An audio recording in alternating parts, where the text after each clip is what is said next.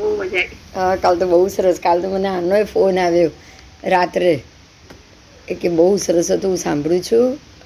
જીનલ આવે જ ને હમણાં કોક દાડો, બરાબર. એનો કાલ રાતનો ફોન આવ્યો, બિંદુબેન બહુ સરસ, કાલ તો ખૂબ મજા આવી ગઈ કે સાંભળવાની બી. કાલ બહુ સરસ હતું, મજા આવી ગઈ ને. ટોપિક ગઈકાલે પરમ દિવસે બહુ ફાઇન હતું. મજા સરસ હતું. હા, હમણાં સરસ ના ના, એટલે ગમે બી. ક્લેરિટી મળે છે ને, એટલે ગમે છે આપણને, બહુ વિઝન મળે છે ને, એટલે ગમે છે. શું આપણને વાત ક્લિયર થતી જાય છે, એટલે ગમે છે. આજે બી હજી એ જ આવશે, પ્રમાણકાળ જ. એટલે બરાબર. શું ક્યારે ધ્યાન ને ક્યારે શું, આજે એ જ બધું આવશે, એટલે એ પણ સમજાશે સરસ.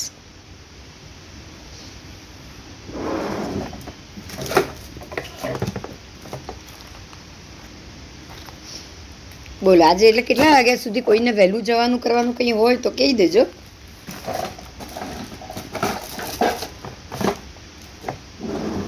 बराबर, चार। बराबर। चलो, जो प्रमाण काल जो कल चल रहा था उसके पे ही हम आज आगे जाएंगे। जय जिनेन्द्र, जय जिनेन्द्र।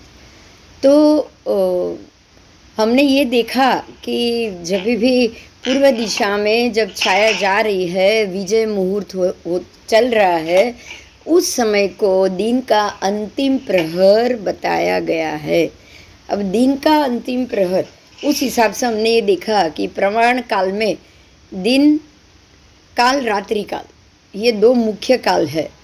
तो जो हमारा जो देवसी राई और उसका जो समय है वो भी यही है। देवसी का समय दिन खत्म होने के बाद देवसी प्रतिक्रमण, और राई खत्म होने के बाद राई प्रतिक्रमण। तो राई प्रतिक्रमण तो हमको तो 12 बजे के बाद ही करना है। तो 12 बजे तक रात्रि खत्म हो चुकी है, ये बात कंफर्म हो गई। हाँ। रात्रि संबंधी पापों की आलोचना, राई प्रतिक्रमण का मतलब है रात्रि संबंधी पापों की आलोचना, और वो भी सूर्योदय पहले खत्म करनी है। बराबर, बराबर। उसको भी सूर्योदय पहले तो खत्म हो ही जाना चाहिए। मतलब सूर्योदय पहले भी आपका दिन तो शुरू हो ही चुका है ना, तभी तो आप राई प्रतिक्रमण कर रहे हो। अब रात्रि चालू रात्रि में तो राई प्रतिक्रमण करोगे नहीं, नहीं, सीधी बात है। देखो, रात्रि चल रही है और राई प्रतिक्रमण, ये तो पॉसिबल नहीं है ना। नहीं, क्योंकि पूरी रात्रि में जो जो आलोचना पाप हुआ है, निंद्रा में हुआ है, जागृत में हुआ है, वो सबकी आलोचना करने के लिए राई प्रतिक्रमण है। तो राई प्रतिक्रमण वो भी सूर्योदय से पहले करना है। तो यहाँ यही बात हो जाएगी कि सूर्योदय से पहले की जो आपका जो 2 प्रहर है ना, वो भी आपके दिन में ही आ जाएगा। आएगा कि नहीं? आएगा। आ ही जाएगा, क्योंकि रात को 12 बजे बाद आपको राय प्रतिक्रमण की छूट दे दी है। तो आपके रात के 12 बजे के बाद आपका दिन शुरू हो गया है। अब इसके लिए कुछ और बातें भी जानेंगे। प्रमाण काल में परमात्मा ने हमको ये भी बता दिया है कि रात्रि काल अलग और दिन काल अलग। बराबर, तो रात्रि तिथि अलग, दिन तिथि अलग, देवसी अलग, राई अलग। तो ये सबका जहाँ जहाँ पे आपको जो पार्टीशन हो रहा है, आज हम उसको समझेंगे, ये पार्टीशन कैसे हो रहा है। तो यहाँ अब आगे का जो पाठ है, परमात्मा श्रवण भगवान महावीर के बड़े शिष्य इंद्रभूति नाम के जो अणगार थे, वो भी संक्षिप्त और विपुल तेजोलेशिया वाले थे, निरंतर छठ तप कर्म करने वाले थे, और संयम को और आत्मा तप के द्वारा आत्मा को, देखिए, छठ तप करने द्वारा वो संयम को तपा रहे थे, और ये तप करते करते वो आत्मा को भावित कर रहे थे। ऐसा करके वो विहर रहे थे। तो ऐसे गौतम स्वामी छठ के पारणा के दिन की पहली पौरुषी में स्वाध्याय कर रहे हैं। देखिए ध्यान से, अभी हम ये सुनेंगे। पहली पौरुषी में स्वाध्याय मतलब रात 12 बजे उठने के बाद जब दिन शुरू हो जाता है, और पहली पूरी पौरुषी जो आपके 3 घंटे की पौरुषी होती है, तो उसमें वो स्वाध्याय कर रहे हैं, चिंतन कर रहे हैं, मैं कहाँ से आया, क्या है, आत्मा की स्थिति क्या है। ये हमने कल जाना था कि जो भी जीव हड़ुकर्मी है, और जो भी जीव सम्यकदर्शी है वो रात्रि काल में चिंतन करते, जब पूरा जगत सो रहा है, जब मिथ्यात्वी जीव निंद्राधीन है, तब ये सम्यक दृष्टि जीव जाग के अपने आप आत्मा को, आत्मा की दृष्टिकोण से अपने आप को प्रश्न करता है, या अपने आप को ध्यान पूर्वक वो कौन है, आत्मा उसका कहाँ से आया है, उसने क्या किया, उसको क्या करना चाहिए, उसका चिंतन करता है। बराबर बराबर। बराबर। तो दिन की पहली पौरुषी 12 बजे उठने के बाद सबसे पहले चिंतन ही है, आत्मचिंतन है। उसको रात्रि जागरण कहा गया है। रात्रि खत्म हो गई, अब आप जाग गए हो और अब आप ये जागरण चिंतन कर रहे हो। तो ये सबसे पहली पौरुषी में वो स्वाध्याय, स्वाध्याय का अर्थ पढ़ना नहीं है। आप ये सोचोगे रात तो भी बिल्कुल अंधेरा है, पढ़ाई कैसे होगी? ये स्व अध्ययन। स्वाध्याय का मतलब क्या हुआ? स्व अध्ययन। स्व क्या है? मेरी आत्मा, आत्मा वो स्व है। यहाँ आपको भेद ज्ञान करना है। आप अपने आप को आत्मा से अलिप्त रखकर सोच रहे हो कि भाई ये शरीर तो मुझे मिला है ये भव के लिए, लेकिन अंदर जो आत्मा, जो ये भव का जो वो गमन कर रहा है, ये भव का जो गमन हो रहा है वो कैसे हो रहा है, किस स्थिति में हूँ, मेरी आत्मा अभी ये भव में, ये समय में, आज के दिन किस स्थिति में पहुंची हुई। तो इस बार अध्ययन हुआ कि नहीं कि पिछला समय कैसा गया, आज का दिन कैसा जाएगा, कल कैसा गया। कल अगर किसी से झगड़ा हुआ है तो क्यों हुआ? अगर आपको कहीं क्रोध कषाय, मान कषाय, माया कषाय, लोभ कषाय किया है तो वो क्यों हुआ? खाली प्रतिक्रमण में तो आप माफी मांगोगे, लेकिन सोचोगे कब? बोलो, प्रतिक्रमण में ये सब याद करने का समय रहेगा? नहीं रहेगा। लेकिन उससे पहले सोचना पड़ेगा ना आपको। हाँ, रात्रि में नींद्रा आई तो नींद्रा के वक्त कुछ सपने आए, अगर बुरे सपने आए, अगर बुरे ख्याल आए, अगर भोग के सपने आए, इंद्रिय के भोग का आपने सपने में भोग किया हो, तो आप उसके लिए सोचोगे पहले, बाद में प्रतिक्रमण आएगा। पहले क्या आएगा? सोचना। पहले सोचना आएगा। तो ये समय है सोचने के लिए, ये समय है सोचने का। आप निंद्रा में ही हो, अभी तक आप उठे नहीं हो। आप समझ में आ रहा है? हाँ। अभी तक आप संथारे में हो। ये ऐसा समय है, रात्रि बीत चुकी है, आप जाग गए हो और अभी आप ये पहले प्रहर में, आप पहली पौरुषी यानी कि प्रहर दोनों एक ही वर्ड है, पहली पौरुषी में आप संथारे में सोए हुए हो और स्व अध्ययन कर रहे हो। बराबर बराबर। तो यहाँ पे आप स्वाध्याय कर रहे हो, स्व अध्ययन कर रहे हो। अब आप यहाँ पे ध्यान शुरू करोगे। अब दूसरी पौरुषी शुरू होगी, आप ध्यान शुरू करोगे। क्या करोगे? ध्यान करोगे, जाप करोगे। आपको जो करना है ध्यान करोगे। आपने ये सोच लिया, ये कर लिया, रोज सुबह होके परमात्मा के मामले में सोचना, या अगर परमात्मा है तो उनके, केवली भगवान गुरु है तो उनके मामले में सोचना। नहीं तो फिर नौकार और उसका ध्यान करते करते आपका, अब नौकार ध्यान, नौपत जी का ध्यान, जो भी आप जो जैसे कर रहे हो, लोगस का ध्यान जो भी कर रहे हो, आप वो शुरू करोगे। तो दूसरी पौरुषी में आप ध्यान कर रहे हो। देखो, पहली और दूसरी दो पौरुषी तो आप में ऐसे ही निकल गई। हाँ। तो ये दो पौरुषी में ही आपका प्रतिक्रमण आ जाएगा। कब आएगा? दो पौरुषी में ही प्रतिक्रमण आ जाएगा आपका, क्योंकि ये वो ध्यान में ही आ जाएगा ना प्रतिक्रमण। हाँ। आपने पहले अध्ययन किया, स्व अध्ययन किया, अब आपने वो ध्यान किया। ध्यान कहते होंगे, पता नहीं उसको ही। तो वही आपका ये प्रतिक्रमण का ये समय है, क्योंकि उसमें सब आ जाएगा। कौशिक भी आ जाएंगे। कौशिक आएगा ना प्रतिक्रमण में। हाँ। स्व अध्ययन पहले आया, और जो छः हमारा जो आवश्यक है वो 6 आवश्यक अब आ जाएगा। 6 आवश्यक में ये आता है ना, सामायिक, 24 वंदन, परिगमणु, कौशिक और पचखांड, 6 के 6 आ गए। तो ये आपका अब आएगा दूसरी पौरुषी में। दूसरी पौरुषी में आएगी आपकी 3 से 6 के बीच में। तो ये तो आपका प्रतिक्रमण का ही समय हो गया। हाँ। ये आपका प्रतिक्रमण का ही समय हो गया। अब आगे जाएं। आपने ये ध्यान कर लिया। अब तीसरी पौरुषी में शारीरिक और मानसिक चपड़ता रहित। अब बिल्कुल चपड़ता नहीं बताओगे, चलो फटाफट काम निपटाना है, चलो जल्दी से ये काम करना है, चपड़ता नहीं करना है। असंभ्रांत ज्ञान, संभ्रांत ज्ञान, असंभ्रांत ज्ञान, दो ये विरोधाभास। मतलब आपको भान सहित ज्ञान कि भी मुझे अभी ये करना है, मैंने ये नहीं किया है, ये समय में ये मेरा मिस हो गया, उसके बाद मुझे ये कार्य करना है, ऐसा कोई प्लान वाला ये ज्ञान यहाँ नहीं बताया। बिल्कुल असंभ्रांत ज्ञान, मतलब कोई जल्दी नहीं है। समझ में आ रहा है? चपड़ता रही यानी कि कोई जल्दी नहीं है, और ना ही कोई असंभ्रांत ज्ञान है कि अब मुझे आज छठ का पारणा करना है तो मुझे गोचरी के लिए कहाँ जाना है, मैं ये एरिया में जाऊँ। किसी ने मुझे कल बोला था तो आज मैंने इशारा तो दे दिया था कि हाँ वर्तमान जो, पर मैं वो समझ गया होगा कि अगर मैं आज आऊँगा तो वो कुछ तैयारी करके रखेगा तो अच्छा है मैं आज उसके ही घर जाऊँ। ये सब असंभ्रांत, ये सोचना ही संभ्रांत ज्ञान है। समझ में आ रहा है? हाँ। अब ये असंभ्रांत ज्ञान मतलब कुछ नहीं सोचना है, कुछ जल्दी नहीं करनी है, कुछ नहीं सोचना है।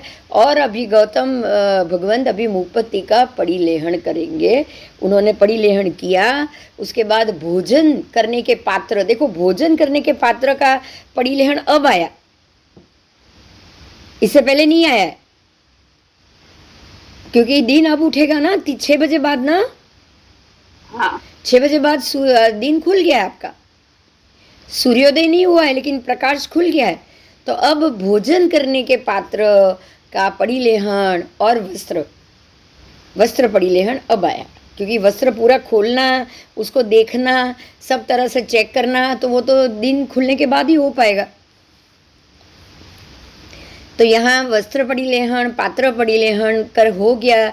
अब पात्रों को लेके श्रवण भगवत महावीर के पास वो आए, ये सारा तीसरी पौरुषी में हो रहा है।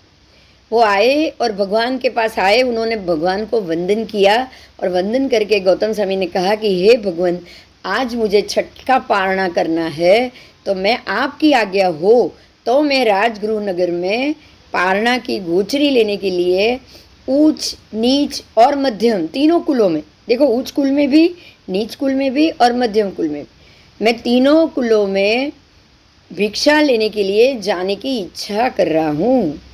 उन्होंने आके भगवान को ये बोला कि भाई आज तो छठ का पारणा करने की मेरी इच्छा है और मैं राजगृह नगर में जाना चाहता हूँ, और जाने के बाद ये तीनों कुल में जाके मैं पारणा करने की इच्छा रख रहा हूँ, ऐसा उन्होंने भगवान को बताया।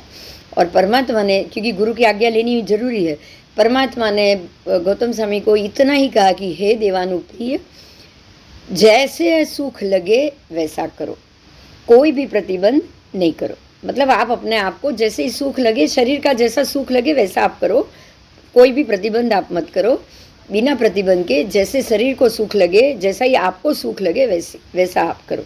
समझ में आ रहा है? देखो कल हमने जो टॉपिक किया वही आ रहा है। देखो हाँ। भगवान ने यही कहा है कि शरीर की सुख की अनुकूलता आप पर देख के आपको तप या पारणा करना है। अगर आपका शरीर अनुकूल प्रतिकूल है तो आपको शरीर के सुख का भी ध्यान रखना है। यही तो साधन है, यही तो साधन है। उसको अगर साधन अच्छा नहीं होगा तो आपका साध्य कैसे सिद्ध होगा बताओ? तो भगवान भी यही कह रहे कि हे देवानुप्रिय, जैसे शरीर जैसे सुख लगे वैसे करो। क्या कह रहे वो? जैसे सुख लगे, जैसे सुख लगे वैसे करो, कोई प्रतिबंध में नहीं करो। आप बस आपको कोई प्रतिबंध नहीं करो। प्रतिबंध मतलब कि बंधन मत डालो, आपके शरीर को बंधन मत डालो कि अरे आज थोड़ी तबीयत ठीक नहीं है, अनुकूलता नहीं है, लेकिन देखते हैं चलो दोपहर तक क्या होता है फिर देखेंगे, ऐसा नहीं करो। बराबर? हाँ, ठीक नहीं है, कोई बात नहीं। आपको सुख लग रहा है आज को पारणा करना है, आप पारणा करो। परमात्मा महावीर की आज्ञा मिल गई और अब गौतम स्वामी भगवान महावीर के पास से गुणशीलक नाम के चैत्य से बाहर निकले। वो गुणशीलक चैत्य में ही सब रुके हुए थे, वहाँ से वो बाहर निकले। शारीरिक और मानसिक उतावड़ को छोड़ के असंभ्रांत ज्ञान वाले भगवान गौतम युगांतर, युगांतर मतलब प्रत्येक युग के अंतराल अनुसार, देखो युगांतर का अर्थ होता है कि हर एक युग में अंतर बदलेगा। एक बात समझ लो, युगांतर का अर्थ क्या है कि प्रत्येक युग में प्रत्येक अलग अलग समय में अंतर बदलता है। बात समझ में आई? हाँ। हाँ, प्रत्येक युग में अंतर बदलता है। आपका पहला आरा हो, दूसरा आरा हो, तीसरा आरा हो, चौथा हो, पांचवा हो, हर एक आरे में आपका अंतर बदलेगा। अंतर यहाँ 3.5 हाथ, बस युगांतर होने दो, लेकिन हर एक बार उनको 3.5 हाथ की दूरी रखनी है, और उतनी ही दूर देखने के बाद आपको रास्ते में गमन करना है। तो ये हुआ युगांतर, बराबर। तो 3.5 हाथ दृष्टि से इरिया समिति का पालन। अब आप समझ सकते हो कि जब 3 गांव की काया हो, युगलिक हो, तब तो उनकी दृष्टि 3.5 हाथ मतलब बहुत लंबे योजन तक जाएगी ना, जाएगी। 500 धनुष आदेश्वर दादा ने जब युगांतर से ये जो किया होगा इरिया समिति का, तो 500 धनुष की तो ज्यादा ही दूर जाएगी ना, इतनी काया है तो 3.5 हाथ तक। हाँ, तो अभी गौतम स्वामी तो 7 हाथ की काया वाले हैं, उनकी तो उतनी दूर नहीं जाएगी जितनी 500 धनुष की जाएगी। तो इसलिए खास यहाँ युगांतर शब्द का प्रयोग किया गया है कि युगांतर के अनुसार आपको ये दृष्टि करके आपको आगे बढ़ना है, बराबर। चलो, तो वो गए, इरिया समिति का पालन करते करते राजगुरु नगर में गए, और वहाँ के ऊंच नीच और मध्यम कुटुंब में विधि पूर्वक वो भिक्षा के लिए घूमे। देखो, यहाँ आपको प्रमाण काल का तो उदाहरण मिल गया कि तीसरी पौरुषी में ही नौकारसी का पचखांड लेना भी है, और गोचरी के लिए बाहर भी निकलना है, और गोचरी लेने के लिए जाना है। तो अब आपको पहला दिन की पहली पौरुषी, दूसरी पौरुषी, तीसरी पौरुषी मालूम पड़ गई। हाँ, बराबर। तो ये 6 से 9 का ही समय आएगा ना, नौकारसी का पारना, छठ का पारना। इसमें अभी कोई शंका नहीं है, राइट। और चौथे में भगवान ने दीक्षा ली, तो अब दिन के 4 प्रहर तय हो गए, फिक्स, कंप्लीट हो गए। उनकी जो रोजनीशी है वो भी इसमें आ गई। पहले में स्व अध्ययन, पहले प्रहर में आप चाहे पथारी में रहो, सोते रहो, या उठना नहीं आपको। समझ में आ रहा है? उठ के घूमना नहीं है रात के अंधेरे में, स्व अध्ययन करना है। मैं कहाँ से आया, आत्मा कहाँ से आया, आत्मा का क्या प्रयोजन है, मेरे ये भव का क्या प्रयोजन। आपका भव का प्रयोजन भी सोचोगे कि नहीं सोचोगे? सोचोगे ही सोचोगे, क्योंकि भव्य जीव है, सम्यक दृष्टि जीव है। भव्य जीव और सम्यक दृष्टि जीव को सबसे पहले रात को जाग के पथारी में लेटे लेटे ही ये क्रिया करनी है, आपको उठना नहीं है। 12 से 3 का जो पहला दिन का पहला प्रहर है, उसमें आपको स्वाध्याय यानी कि कोई लाइट नहीं खोलनी है, कुछ नहीं करना है, कोई प्रकाश की जरूरत नहीं है स्वाध्याय में, स्व अध्ययन, बराबर। आत्मा क्या है, कहाँ से आया है, पूरा दिन कैसे गया, आपके पिछले दिन कैसे जा रहे हैं, आप क्या क्या क्रिया कर रहे हो, आपका किससे क्या झगड़ा हुआ है, कौन सी चीज को आप, कौन से कषाय को आपने अभी तक नहीं छोड़ा है, पिछले 24 घंटे में कौन से कषाय का आपके ऊपर हावी हुआ है। ये अध्ययन कब होगा बोलो? आप अगर पूरे दिन के अपने काम में लग गए, आपका दिन शुरू हो गया, आप 8 बजे सुबह 7 बजे उठे हो, दिन के रोज के काम में लग गया, तो ये अध्ययन करने का मौका मिलेगा? नहीं मिलेगा, बिल्कुल नहीं मिलेगा। तो ये पहला प्रहर हुआ खाली स्व अध्ययन। आप दूसरा प्रहर हुआ ध्यान, मतलब आपके 6 के 6 जो कायोत्सर्ग है आपके, उसमें सामायिक, 24 वंदन, परिक्रमणों, काउसक, पचखाण, आपके 6 के 6 जो है सब के सब षड आवश्यक दूसरे प्रहर में आ जाए। दूसरा प्रहर का समय है आपका 3 से 6 का, बराबर बराबर। तो उसमें सामायिक, 24 वंदन, परिक्रमणों, काउसक और पचखाण सब आ जाएगी। और उसके बाद जब तीसरा प्रहर आएगा, तीसरा तब आपका आएगा वस्त्र पात्र पड़ीलेहन, आपके वस्त्र का भी पड़ीलेहन, आपके भोजन के पात्रों का भी पड़ीलेहन। और ये पड़ीलेहन ये सब करने के बाद जो भी महात्मा है वो अपनी गुरु की आज्ञा लेंगे, गुरु की आज्ञा, गुरु से आज्ञा मांगेंगे कि भाई मुझे आज नौकरसी या पारणा करने की, छठ के पाने की भावना है, तो अगर आप को लगे आप आज्ञा दो तो मैं जाऊं। और परमात्मा भी यही जवाब देते हैं कि जो सुख लगे वैसा कर, जो तुझे सुख में दे वैसा कर। कोई प्रतिबंध ना कर। तो शरीर, शरीर का सुख, शरीर की शक्ति, शक्ति को बरकरार रख के ही आपको आपके 12 तप का आचरण करना है। ये बात सबसे महत्वपूर्ण है, उसको आप कभी नहीं भूलोगे। बराबर? बराबर। और किसी को भी समझाना होगा, आप इसी ढंग से समझाओगे। बस आपको ये नहीं कहना है कि आपको शरीर की ही ध्यान रखना है, आपको ये कहना है कि आत्मा का कल्याण करना होगा। अगर मोक्ष साधन करना है तो शरीर साध्य है। अगर शरीर ठीक नहीं होगा तो मन भी ठीक नहीं होगा, मन ठीक नहीं होगा तो आप मनोयोग का त्याग तो कर ही नहीं पाओगे। कर पाओगे? बताओ। नहीं। मनोयोग, वचन योग, काय योग त्याग कैसे होगा आपका? ठीक है, तो जैसा सुख लगे वैसा करना है। ठीक है? हाँ। हाँ जी, हाँ जी। चलो, अब उसके बाद ये निकले हैं गोचरी के लिए। तो अब ये बात तो हमको समझ में आ गया। अभी जितने मुद्दे ये आएंगे ये सब में ये चर्चा हम करेंगे। अब ये निकले हैं भगवान गौतम स्वामी गोचरी के लिए निकले हैं, और वहाँ पे पार्श्वनाथ भगवान के कुछ स्थविर भगवंत आए हुए हैं बाहर, तुंगिका नगरी के बाहर, पुष्पवती नाम के चैत्य में। ये है गुणशीलक चैत्य में भगवान महावीर और उनका परिवार सब रुका हुआ है। अब यहाँ पे पार्श्वनाथ भगवान के शिष्य स्थविर भगवंत आए हुए थे गुण पुष्पवती चैत्य में, तुंगिका नगरी के बाहर। और वहाँ के श्रावकों को उनको बहुत सारे प्रश्न पूछे थे कि हे भगवान, संयम का फल क्या है, तप का फल क्या है।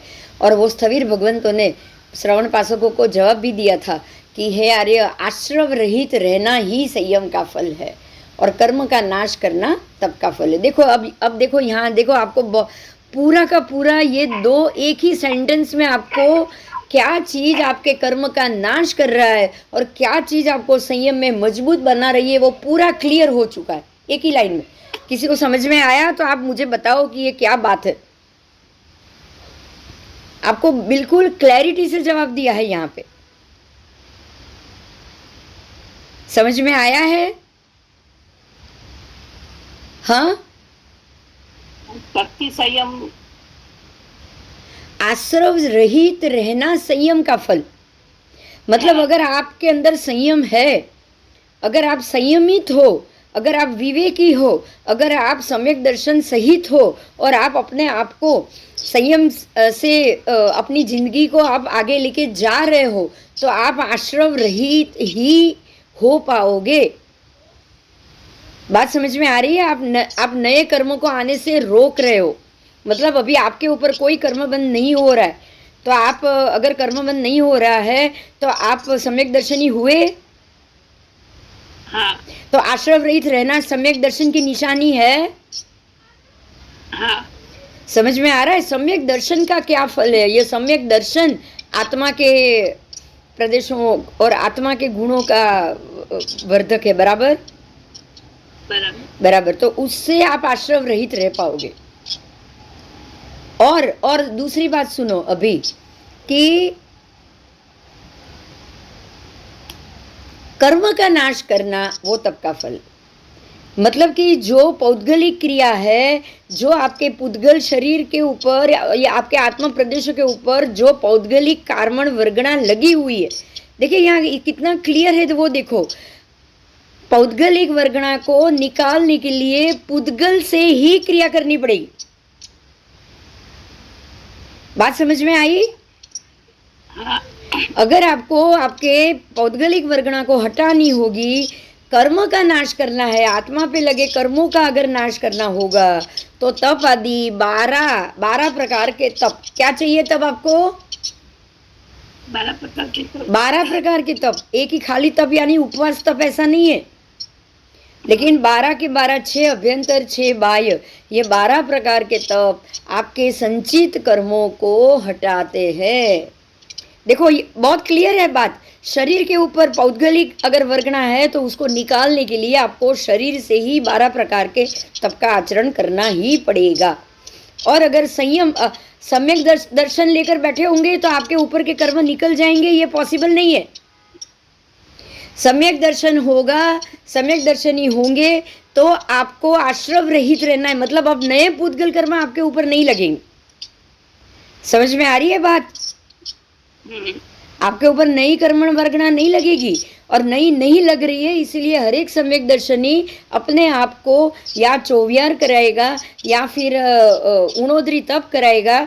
6 के 6 बाह्य 6 अभ्यंतर में बोल रही हूँ, प्रायश्चित कराएगा। प्रतिक्रमण और प्रायश्चित, आप प्रायश्चित करो। ऐसे ही अपने जो 3 घंटे की पहली पौरुषी उठने के बाद आप स्व अध्ययन करो और उसमें भी प्रायश्चित करो, तो वो भी प्रायश्चित है। दूसरी पौरुषी में प्रतिक्रमण करोगे तो वो भी प्रायश्चित है। समझ में आ रहा है?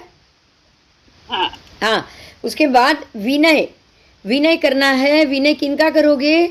अरियन परमात्मा। और जो भी आपको ये बता रहे हैं, 5 नौकार के पद, अरियन, सिद्ध, आचार्य, उपाध्याय, साधु, 5 का विनय करोगे कि नहीं?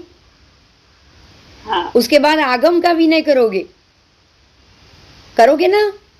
7 क्षेत्र सभी का विनय चाहिए हमको। श्रावक, श्राविका, साधु, साध्वी करोगे कि नहीं बताओ? हाँ हाँ, तो फिर प्रायश्चित, विनय।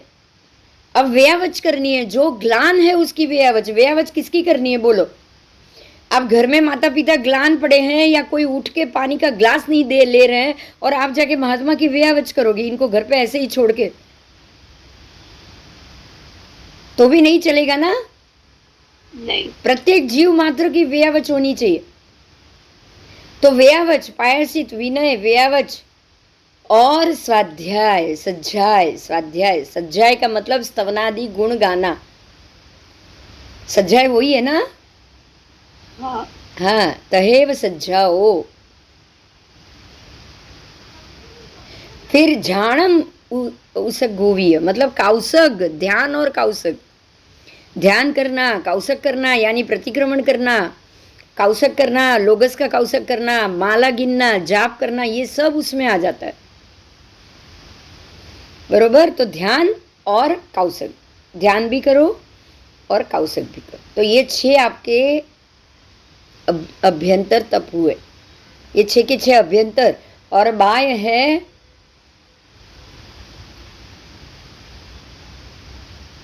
अनशन। अनशन उपवास करना है। 1 दिन नहीं खाया, 2 दिन नहीं खाया, 3 दिन नहीं खाया, 1 महीना नहीं खाया, मांस खमण, तब तक ही अनशन होता है, उससे ज़्यादा नहीं करना है। अनशन का अर्थ ये नहीं, अनशन का मतलब कि आपको ये जो हम बोलते हैं ना, नहीं लेना है, आहार नहीं लेना है, अनशन। बराबर?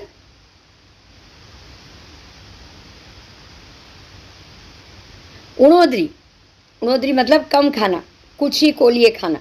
32 कवल का आहार होता है, आपने आज 16 ही कवल खाया है, थोड़ा कम खाया, तो वो भी एक तप हुआ। बराबर?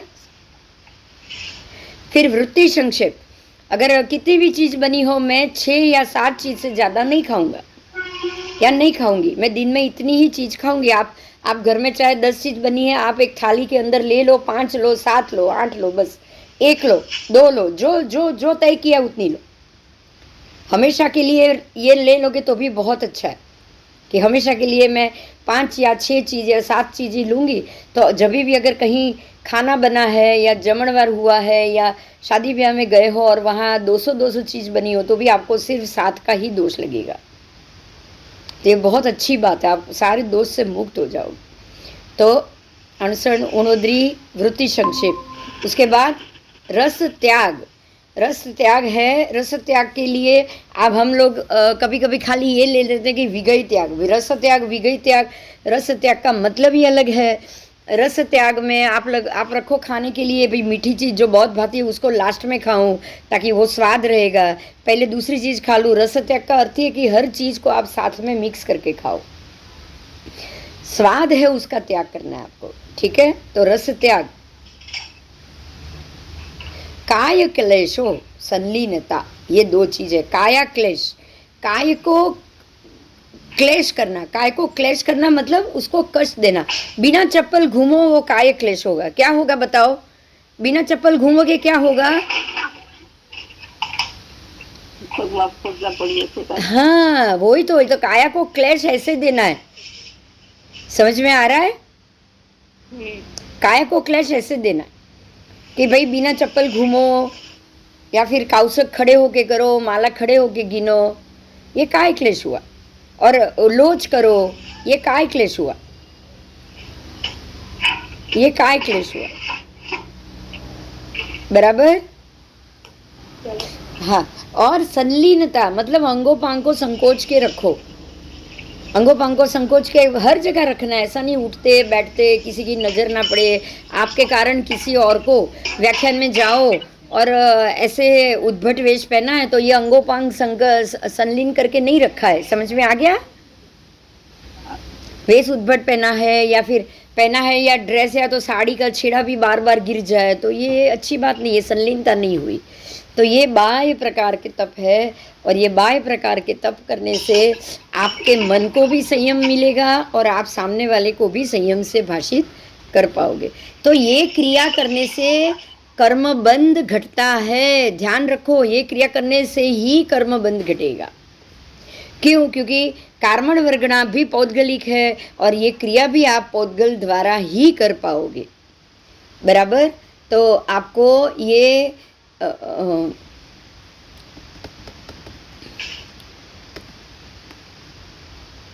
एक मिनट, जो हमने अभी अभी वो जो वर्ड देखे थे फिर से मैं ये उसकी बात कर रही हूँ कि आश्रम रहित रहना, वो मनोयोग, वचन योग और काय योग का आपने एक नियमन कर लिया, आपने अपने आप को ये संसार से अलिप्त कर लिया, वैरागी कर लिया, तभी आप आश्रम रहित रह सकते हो, सम्यकदर्शी बन सकते हो। और सम्यकदर्शी रहना ही संयम का फल, तो ही संयम है, नहीं तो नहीं। अगर आप सम्यकदर्शी नहीं हो तो आप संयमित नहीं हो, आप संसार के प्रिय हो, संसार से अप्रिय हो जाओ, संसार को अप्रिय करो तो ही संयम वैरागी हो, नहीं तो नहीं। संयमी मतलब वैरागी। वैरागी वही है जिसको मोक्ष की इच्छा है, जो संसार से अलिप्त होना चाहता है। अगर आप संसार से दूर जाना नहीं चाहते हो तो आप संयमी नहीं बने हो अभी तक, ये याद रखना। अगर संसार अच्छा लगता है तो संसार अच्छा लगता है, सबको सबका ध्यान रखना अच्छा लगता है, ये मोक्ष जाने की जरूर मतलब अगर मोक्ष चले गए तो ये सारे व्यवहार, ये सारा परिवार, ये सबसे हम दूर हो जाएंगे, तो ये मुझे नहीं चाहिए। समझ में आ रहा है? ये मुझे नहीं चाहिए। अगर लोग दुखी होंगे तो आके मैं सेवा करूँगा, मेरी ये इच्छा है, तो आप आश्रव रहित और संयमी नहीं हो। बहुत क्लियर बात की है। तो परमात्मा के पार्श्वनाथ भगवान के स्थवीरों ने ये जवाब दिया कि आश्रव रहित रहना वो संयम का फल है, आश्रव रहित रहना, और तप का फल है कर्म का नाश करना, क्योंकि तप भी पौद्गलिक, कर्म भी पौद्गलिक। पूर्व के तप द्वारा, पूर्व के संयम द्वारा कर्मीपणा से और संगीपणा से देवलोकों में देवों के रूप में हम उत्पन्न होते हैं। अगर आपने ऐसे पूर्व के तप किए हो या पूर्व के संयम पालन किया हो, लेकिन कर्मीपणा और संगीपणा के सहित किया हो, देखो ध्यान दो यहाँ पे, यहाँ ध्यान दो, तो आप देव बन के देवलोक में जाओगे। देखो बहुत क्लियर, बहुत एक लाइन में लेकिन बहुत क्लियर समझाया है। समझ में आ गया? आ गया? हाँ। आपने बिना संयम का जो भी तप किया, बिना वैराग्य का तप किया, बिना आश्रव का तप जो भी तप किया है ना, वो सारा आपको देवलोक का सुख ही दिलाएगा और कुछ नहीं। क्योंकि आपने कर्मीपणा से किया है, मतलब कर्म को प्रधान रख के किया है। आपने कर्म तो चढ़ाया ही चढ़ाया, और संगीपणा से किया है, मतलब किसी के देखा देखी से किया है। कर्मीपणा यानी करना चाहिए, करने से अच्छा होता है, ये सोच के किया है। लेकिन आपको संसार से वैराग्य हुआ है और आपने तब किया, ऐसा नहीं किया है। बराबर? बराबर।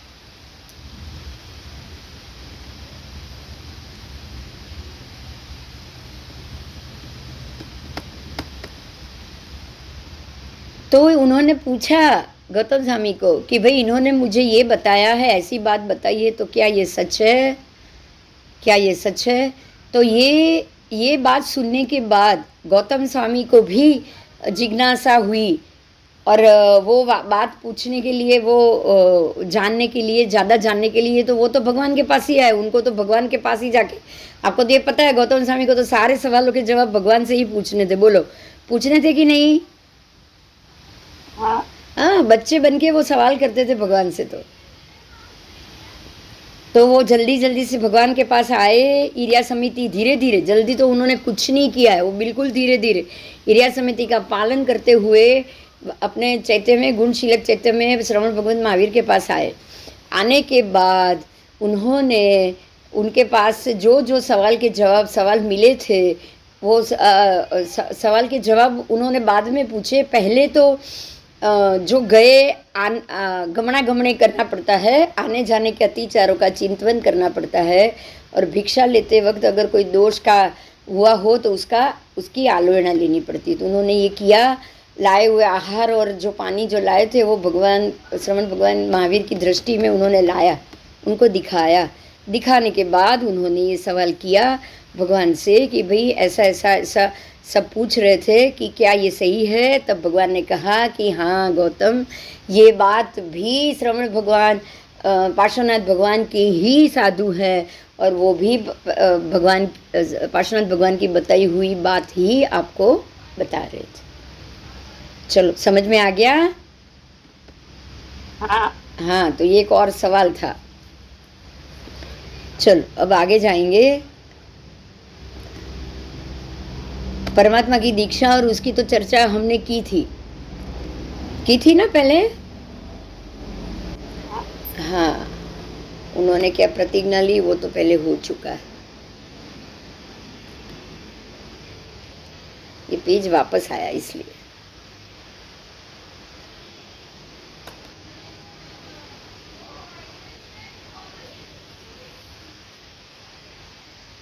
आओ, अब ये पौरुषी की बात आई है।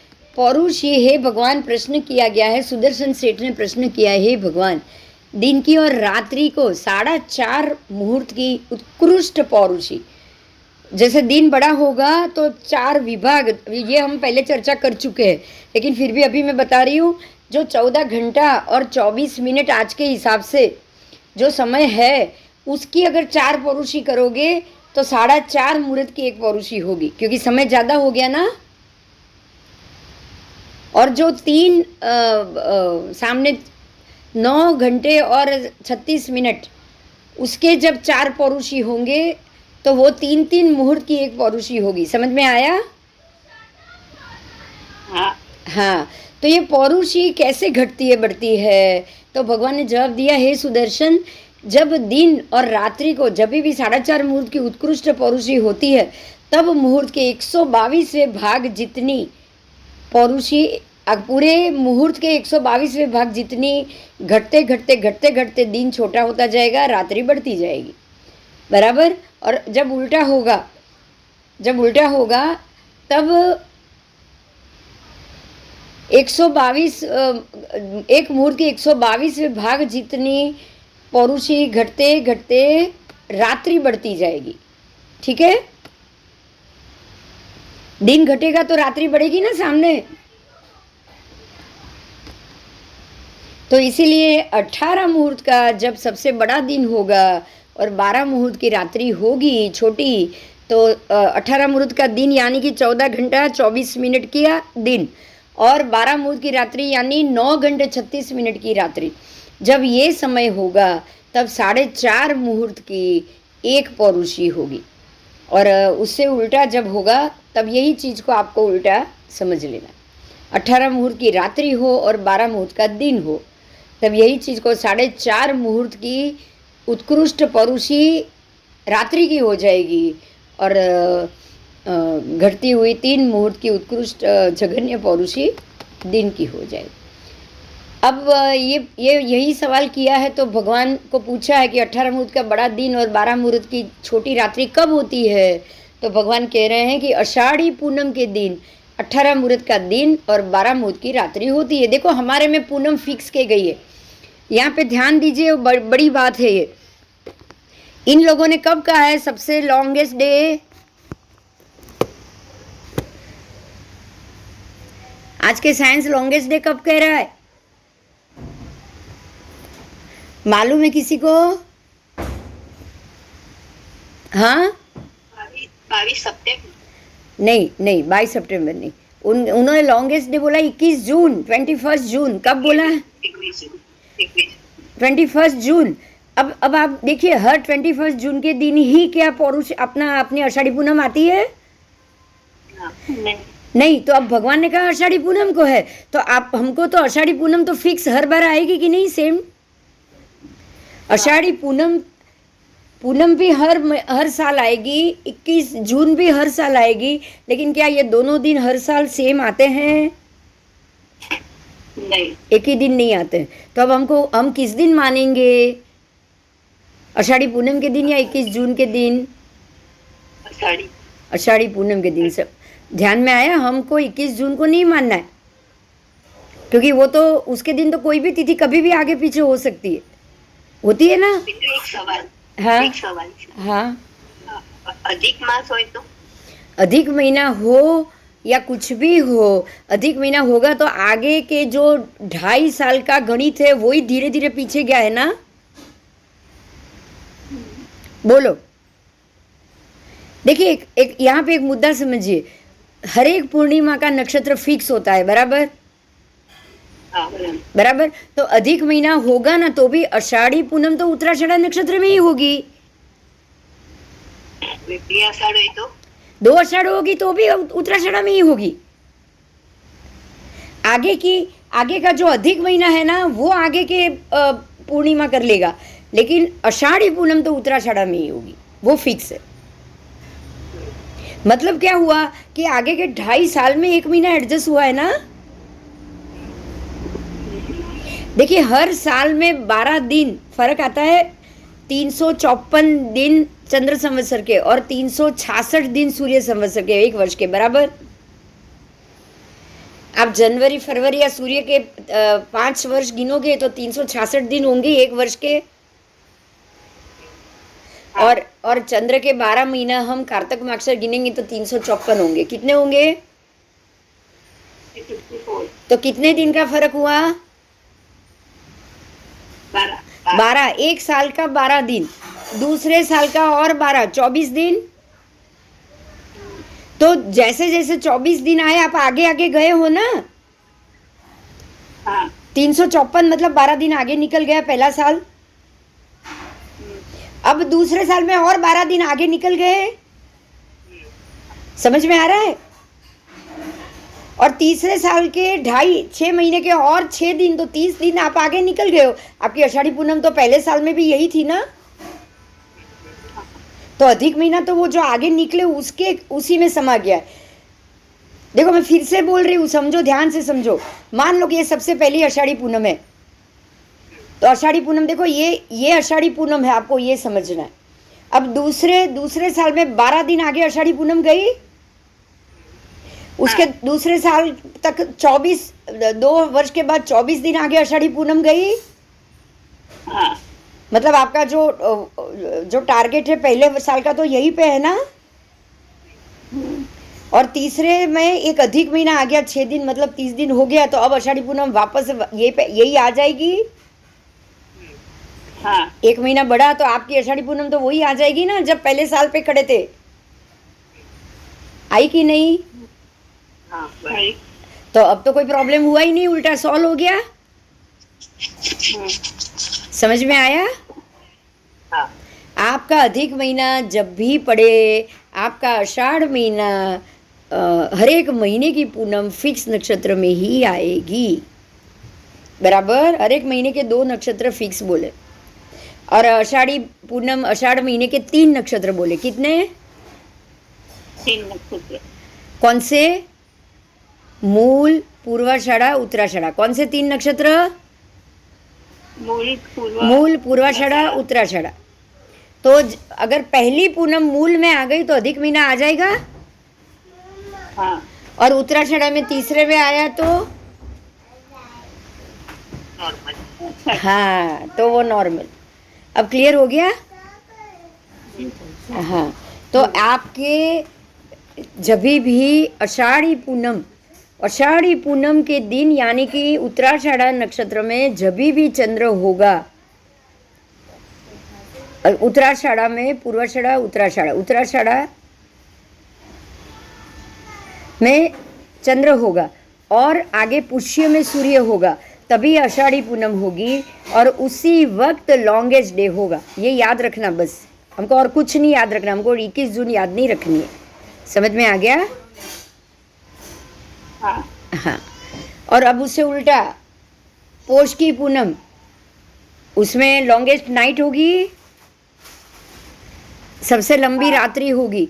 तो पोष की पूनम में यही चीज उल्टी होगी, सूर्य होगा बाहर अभिजीत में और चंद्र होगा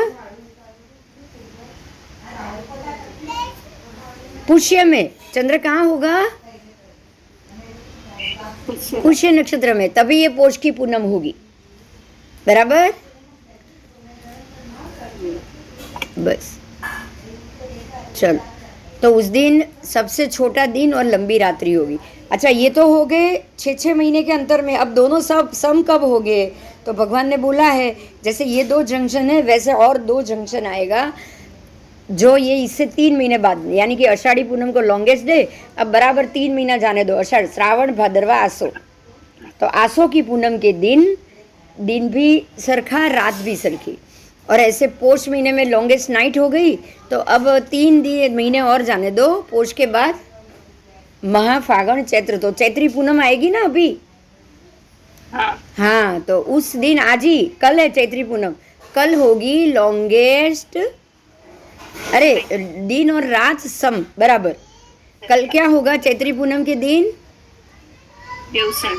हाँ, दोनों एक समान, दिन और रात्रि एक समान। तो ये हुआ प्रमाण काल। समझ में आ गया? हाँ, ये आपका प्रमाण काल खत्म हुआ। कोई प्रश्न है? चल आओ। तो अब हुए यथा आयु निवृत्ति काल। यथा आयु निवृत्ति काल। अब दूसरा, ये तो प्रमाण काल हुआ, दिन और रात्रि का काल, लेकिन यथा आयु निवृत्ति काल, मतलब कि सबकी आयु गिनती हो, उस काल को क्या कहा जाता है? उसका नाम है यथा आयु निवृत्ति। जिसकी जितनी आयु उतना वो अलग अलग काल, इसको क्या कहोगे आप? यथा आयु निवृत्ति काल। बराबर? हाँ। तो ये कैसा, कितने प्रकार का है? तो यहाँ भगवान ने कहा है कि ये जैसे कि कोई नरक का जीव, कोई तिर्यंश का योनि का जीव, कोई मनुष्य योनि का जीव और कोई देव योनि का जीव, चारों योनि में जिसने जैसा आयु बांधा बराबर उसी प्रकार से वो आयु खत्म करे, उसको यथा आयु निवृत्ति काल कहा जाता है। यथा आयु निवृत्ति काल का मतलब ये हुआ कि जितना मुझे श्वासोच्छ्वास मिला है मैं उतना संपूर्ण करूं। बराबर? हाँ, उसको यथा आयु निवृत्ति कहा जाता है कि मुझे जितना मिला है उतना ही मैं पूरा करूं। जिसने जैसा बांधा है उसी प्रकार से उसका पालन करना। ठीक है। अब तीसरा है मरण काल। यथा आयु निवृत्ति में आपकी आयु घटेगी नहीं, जितना है उतना खत्म करोगे, जैसे युगलिक मनुष्य करते हैं ना उतना ही। हाँ, ठीक है। तो युगलिक मनुष्य का होगा, हमारा ऐसा नहीं होगा। बराबर? हाँ, आओ। तो यथा आयु निवृत्ति हो गया। उसके बाद है मरण काल। तीसरा जो मरण काल है प्रकार, उस वो क्या है? तो हे भगवान, मरण काल क्या है? और शरीर से जीव अथवा जीव से शरीर का वियोग है, वो ही मरण काल है। भगवान ने कैसा जवाब दिया, देखो कितना बढ़िया दिया। मरण काल का मतलब क्या? तो शरीर से जीव का वियोग, शरीर से आत्मा का वियोग। बोलो कितना सरल जवाब है, बोलो। है ना, सिंपल बात। जब शरीर से आत्मा बाहर निकल जाएगा वो हो गया मरण काल।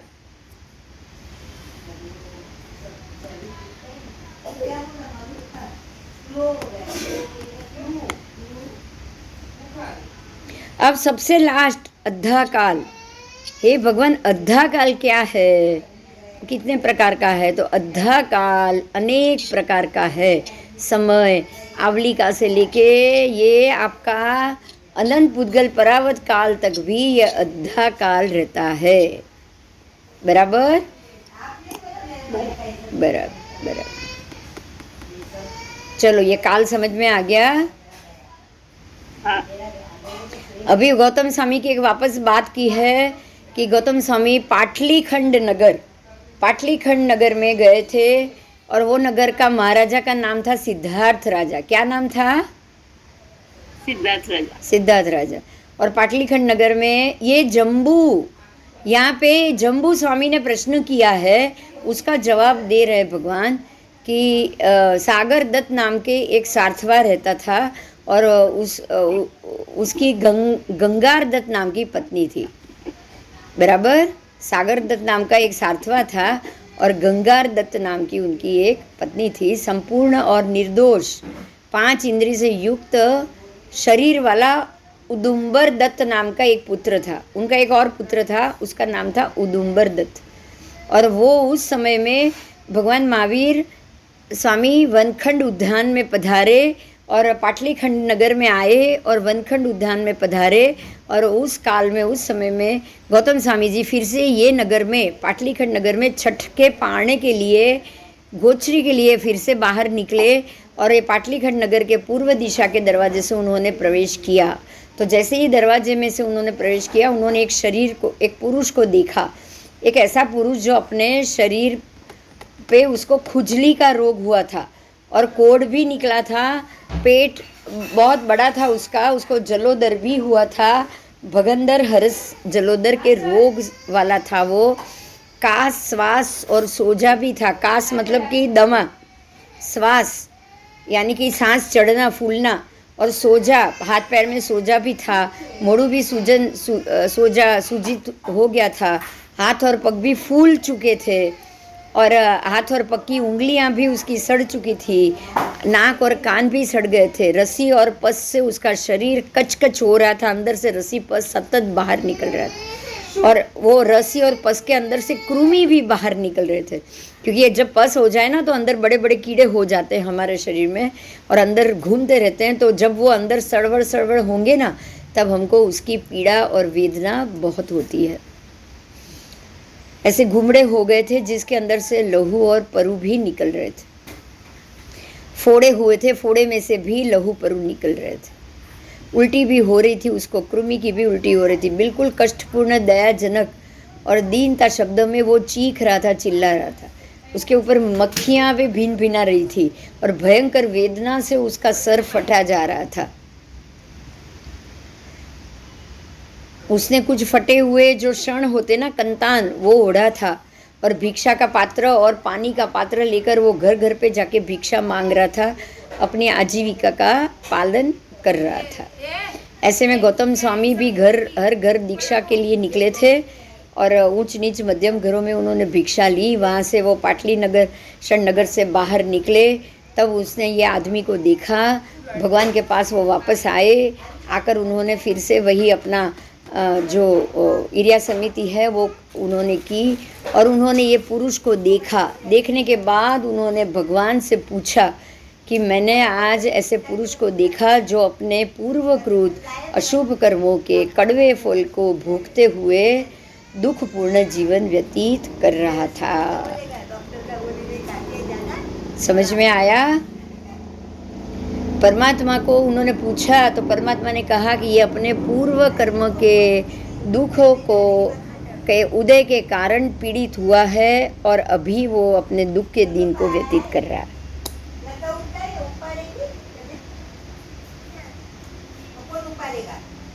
तो इस प्रकार से पूर्व कर्म से जब फल प्राप्त होता है तब आपकी स्थिति, शरीर की स्थिति ऐसी हो जाती है। बोलो, अब ऐसा शरीर साध्य बन पाएगा? सोचो, किसी के लिए भी साध्य बन सकता है?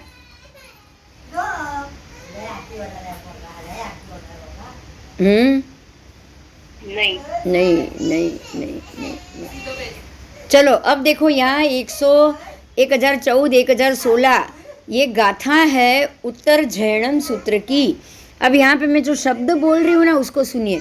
सूर्योदय होते ही दिन के प्रथम प्रहर में के पहले चौथे भाग में भांड और उपकरण का प्रतिलेखन करके गुरु को वंदना करके हाथ जोड़ के पूछा कि अब मुझे क्या करना चाहिए। हे पूज्य, मैं इच्छता हूँ कि आप मुझे स्वाध्याय की आज्ञा दीजिए और व्यवृत में निर्युक्त कीजिए। व्यवृत में संयुक्त निर्युक्त करके ग्लानि विना सेवा करना और सर्व दुखों के से मुक्त होकर स्वाध्याय में निर्युक्त करना ही ग्लानि रहित स्वाध्याय करना कहा जाता है। अब देखिए यहाँ आपको ये चीज़ बताई है, सूर्योदय होते, ध्यान से सुनिएगा ये बात को, सूर्योदय होते दिन के प्रथम प्रहर के पहले चौथे भाग में। अब दिन का प्रथम प्रहर कब शुरू हो रहा है? 12 बजे, रात 12 बजे। उसके पहले पहर के पहले चौथे भाग, मतलब सबसे पहला समय आया। हाँ, आप पहले चौथा भाग, पहला चौथा भाग, तो आप उसका एक प्रहर के 3 घंटे, उसका चौथा भाग करो तो पहली 48 मिनट हुई। हाँ, तो पहली 48 मिनट को सूर्योदय होते बोला है, तो ये कहाँ का सूर्योदय हुआ? बोलो, हमने पहले सुना था, पहले आगम ये पाठ आ गया है, पता है कि जब निषद पर्वत पे सूर्य आता है तब भरत क्षेत्र में सूर्योदय होता है। याद आया? हाँ, तो हमारा सूर्योदय हमारे यहाँ तो 6 घंटे बाद होगा, लेकिन भरत क्षेत्र में सूर्योदय हो गया। हाँ, तो भरत क्षेत्र में सूर्योदय हो गया। अब अगर भरत क्षेत्र में सूर्योदय हो गया है तो 6 के 6 खंड में उसको माना जाएगा ना। हाँ, भरत क्षेत्र में सूर्योदय, तो भरत क्षेत्र के 6 खंड में सूर्योदय तभी हो गया जब जापान में सूर्योदय हो गया। बात क्लियर हुई? हाँ, अब भरत क्षेत्र में जो भी जीव है वो सबको अपनी पहले दिन की पहली पुरुषी शुरू हो गई सबके लिए। हाँ, देखिए जापान में अभी सुबह हो गई है, 6 बज चुके, लेकिन वो सूर्य को हमारे यहाँ आते आते आते आते 6 घंटे लगेंगे, और हमारे से आगे जाके अमेरिका में तो अभी रात के 12 बजे है। समझ में आ रहा है? नहीं, उनके तो दिन के दोपहर है, रात के कहाँ, दिन है ना अभी वहाँ पे तो। हाँ, वहाँ पे दिन जाता है, तो अपनी वहाँ पे तो दिन का 12 बजेगा। तो लेकिन हर एक खंड के अलग अलग सूर्योदय भगवान ने नहीं बताए हमको। बात समझ में आ रही है मेरी? भरत क्षेत्र में जब भी सूर्योदय तब होगा जब निषद पर्वत पे सूर्य आएगा, मतलब कि आपके यहाँ दिन की शुरुआत हो चुकी है। अब बाकी के आधे खंड में पहला दूसरा तीसरा दोनों खंड में अभी दिन के 12 बजे हैं, शाम हो रही है, अभी सूर्य अस्त नहीं हुआ है। मेरी बात समझ में आ रही है? पहले देखो जापान में जब सूर्योदय हुआ ना तो बराबर 15 घंटे का अंतर है अलास्का में, अभी वहां पे रात नहीं हुई है। बात क्लियर हो रही है? हाँ, हाँ, हमारे यहाँ सूर्योदय हो चुका है, तो वहां अभी सूर्यास्त अभी हुआ है, अभी तक रात नहीं हुई है।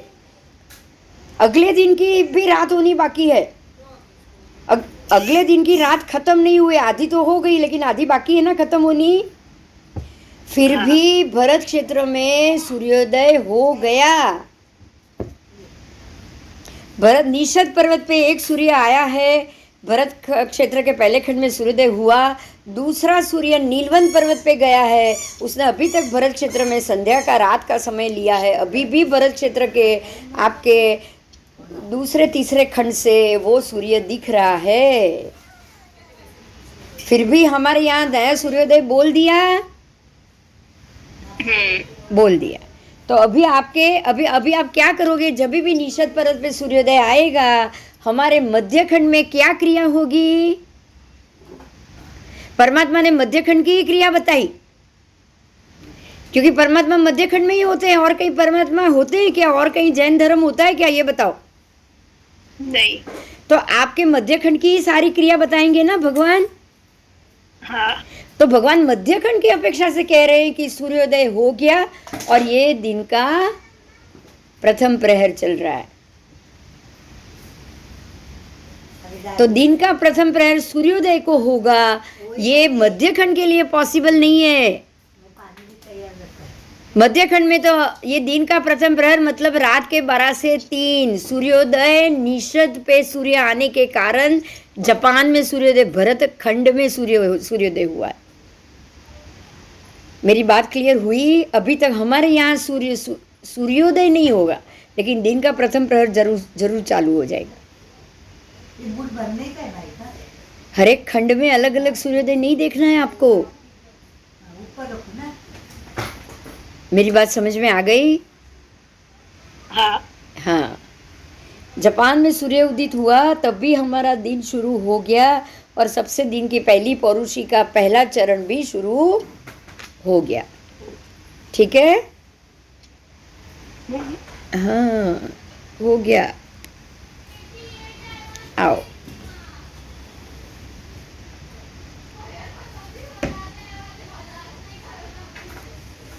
तो तब गौतम स्वामी ने मांग लिया कि भाई आप मुझे स्वाध्याय की रजा दो, स्वाध्ययन में करना शुरू करता हूँ, बराबर।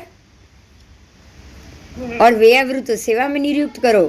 अगर स्वयं आपकी सेवा नहीं तो कोई ग्लानी हो उसकी सेवा कराओ। मतलब कोई बीमार महात्मा हो सकता है रात को ठल्ला या मातृ किया हो और 11-12 बजे उन्होंने छोड़ दिया हो, तो उनकी सेवा करनी पड़ेगी ना रात को उठ के। हाँ, करनी पड़ेगी। कोई बीमार हो या किसी को रात को नींद ना आई हो और कुछ तबीयत ठीक नहीं हो, तो 12 बजे वो उठ गए, उठने के बाद पूछ रहे हैं कि अगर कोई बीमार या ग्लानी की सेवा करनी है तो आप मुझे वो बताओ। फिर बाद में अगर सेवा करने के बाद सर्व दुखों से मुक्त करने वाले स्वाध्याय में मुझे रजा दो, ऐसे सबसे पहले उठने के बाद उन्होंने अपने गुरुदेव से रजा मांगी। बराबर बराबर बराबर। चलो चलो, बराबर। अभी आगे जाएंगे कि तो यहाँ सूर्योदय आपका निषद का मानना है, ये समझ में आ गया ना? हाँ, आपका सूर्योदय नहीं मानना है। दिन के प्रथम प्रहर का प्रथम ही भाग, प्रथम चतुर्थ भाग, पहला चौथा भाग जैसे ही हुआ है, आपको सबसे पहले तो उपकरण का प्रतिलेखन करना है। ये उपकरण का प्रतिलेखन कैसे होगा पता है? यहाँ पे देखो, भांड लिखा है लेकिन पात्रा नहीं लिखा है। भांड यानी उपकरण, भांड उपकरण मतलब क्या? आप पहले चरवड़ा का प्रतिलेखन करोगे, अपने संथारे का प्रतिलेखन करोगे, यहाँ पड़खा भी घूमना है ना, तो चरवड़ा से आपका संथारा भी साफ करने के बाद पड़खा घूमना है, मालूम है ना? हाँ, तो आप वो प्रतिलेखन करोगे। उसके बाद खड़े होगे या बैठोगे और गुरुदेव को वंदन करोगे और हाथ जोड़ के पूछोगे कि अब आप मुझे स्वाध्याय की रजा दो, क्योंकि अभी दिन का पहला प्रहर का पहला भाग हो चुका है। ये रात 12 बजे की बात हो रही है। बराबर बराबर। आओ, तो विचक्षण भिक्षु को दिन के 4 भाग करने हैं और चारे भाग में स्वाध्याय आदि उत्तर गुणों की आराधना करनी। तो पहले प्रहर में स्वाध्याय जो हमने पहले किया वो स्व अध्ययन, आत्मा का अध्ययन। रात्रि अभी भी अंधेरा है, रात्रि समाप्त हो चुकी है, लेकिन भरत क्षेत्र में सूर्योदय हुआ है, लेकिन अभी भी आपके यहाँ अंधेरा पौ फटी नहीं है और अंधेरा हुआ नहीं है, लेकिन तिथि चेंज हो गई। समझ में आ गया? हो गया? हाँ, दिन शुरू हो गया। अब स्व अध्ययन करो और उत्तर गुण की आराधना करो। पहले प्रहर में स्वाध्याय, आत्मा का स्वाध्याय, स्व अध्ययन। दूसरे में ध्यान यानी कि प्रतिक्रमण। ध्यान का मतलब क्या? प्रतिक्रमण आदि। तीसरे में भिक्षाचरी और चौथे में फिर से स्वाध्याय। क्लियर हो गया? अभी हो गया? चलो,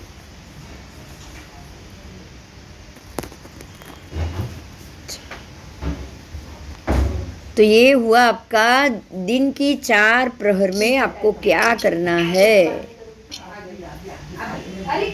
आओ, अब पौरुषी के साथ साथ, पौरुषी तो हमने की थी, उसके साथ साथ क्षय तिथि का भी यहाँ पाठ आया है, उसको भी हम कर लेते हैं कि क्षय तिथि कैसे देखनी थी। आषाढ़ महीने में 2 पग की पौरुषी होती है, द्विपद, 2 पग। मतलब आपके 2 पैर जितना ही आपकी पौरुषी आएगी आषाढ़ महीने में। पौष महीने में चतुष्पद पौरुषी आएगी, चैत्र और आश्विन महीने में त्रिपद पौरुषी, मतलब धीरे धीरे बढ़ रही है। देखो आषाढ़ महीने में 2 पग की पौरुषी है, उसके बाद 3 पग की पौरुषी है, क्योंकि अब दिन धीरे धीरे घट रहा है, बराबर। फिर पौष महीने में 4 पग की पौरुषी आ जाएगी, क्योंकि अब पौष महीने तक तो रात लंबी हो गई और वापस चैत्र महीने में 3 पग की पौरुषी आ जाएगी। यहाँ दिन और ये बराबर हो गया, इसीलिए। आओ भादरवा, सबसे पहली आषाढ़, भादरवा, कार्तिक, पौष, फागण और वैशाख, उसके ये 6 महीने के कृष्ण पक्ष में एक एक अहोरात्रि का अक्षय होता है, बराबर। हाँ, तो अहोरात्रि का अक्षय होगा तो एक तिथि का अक्षय करना पड़ेगा ना। हाँ। करना पड़ेगा। आओ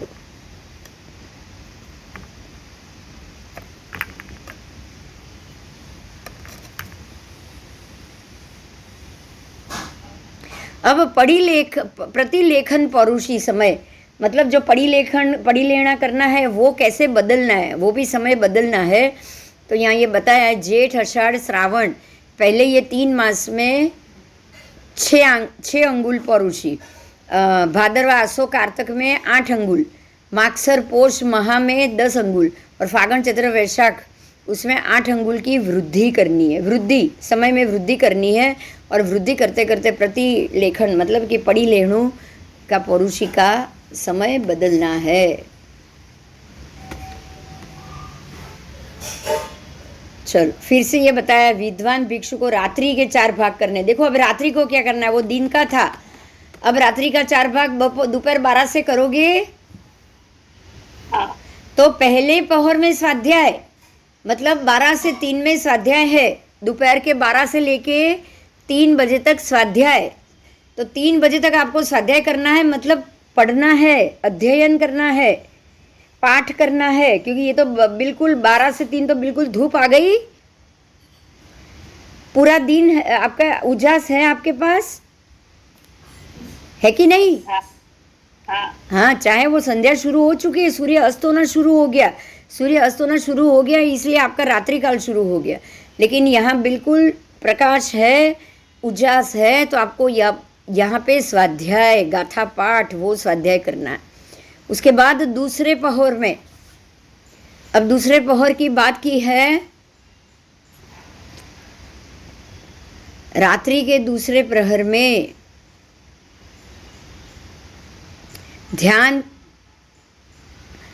करना है। ध्यान का मतलब प्रतिक्रमण आया वापस।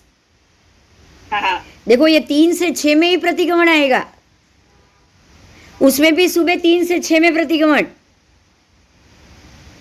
सुबह भी 3 से 6 में ही ध्यान था, दिन के प्रतिक्रमण में भी 3 से 6 में ध्यान और रात के प्रतिक्रमण में भी 3 से 6 में ध्यान। 3 बजे पहले प्रतिक्रमण नहीं करना है, क्योंकि 3 बजे तो दिन खुल जाता है, आप आजू बाजू सब दिखने लग जाता है, लगता है कि नहीं,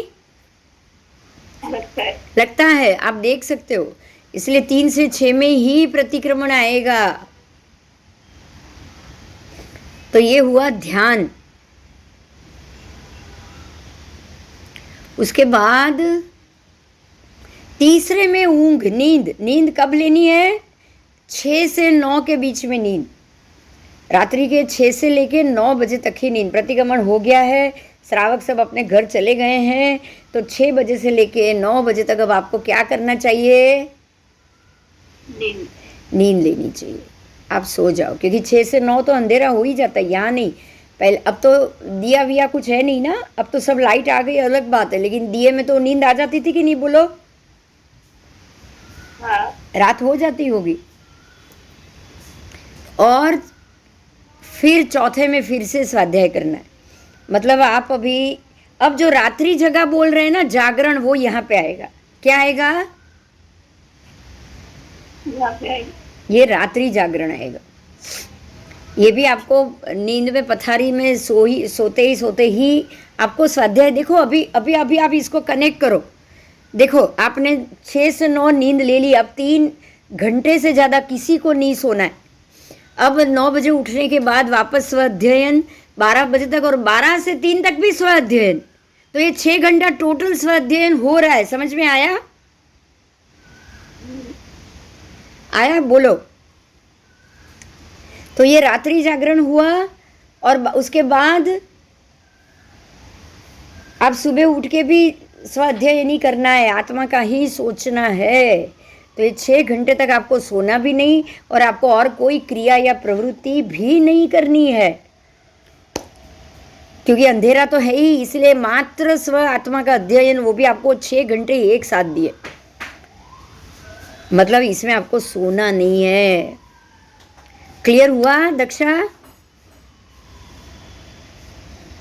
काश्मीर क्लियर हो गया? हाँ हाँ अमिता जी। हाँ रात के 9 बजे से लेके सुबह के 3 बजे तक कंटिन्यू आत्मा के बारे में ही जागरण करना है,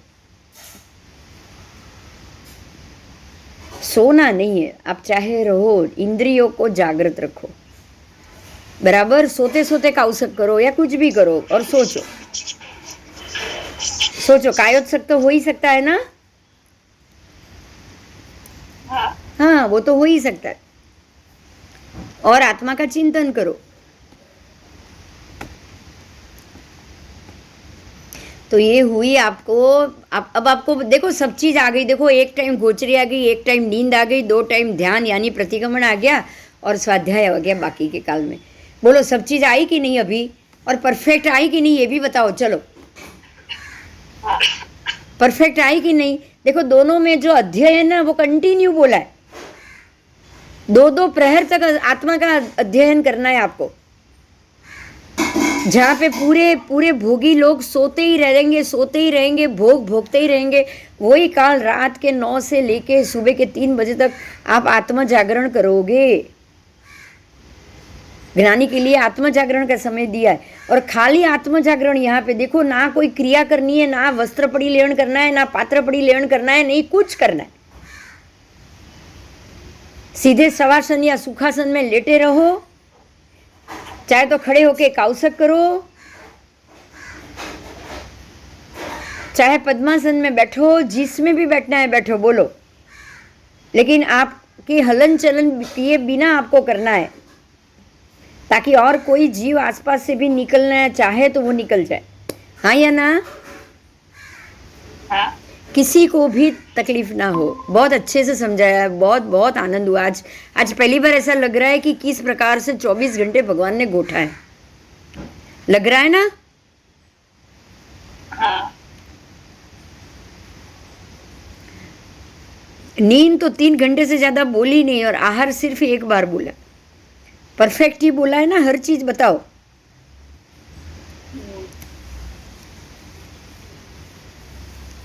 अब क्या करना है?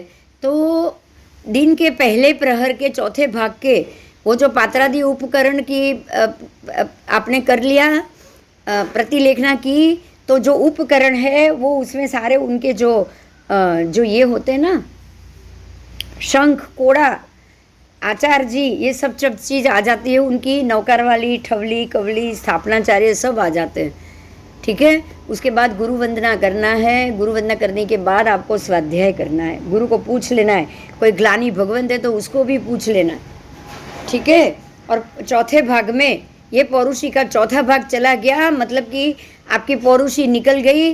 उसके बाद फिर से गुरु वंदन आया, और उसके बाद आपका काल का प्रतिक्रमण आएगा दूसरे में, पहले में नहीं, दूसरे में। ध्यान दूसरे में ही आएगा। आओ अब आगे जाएंगे। चलो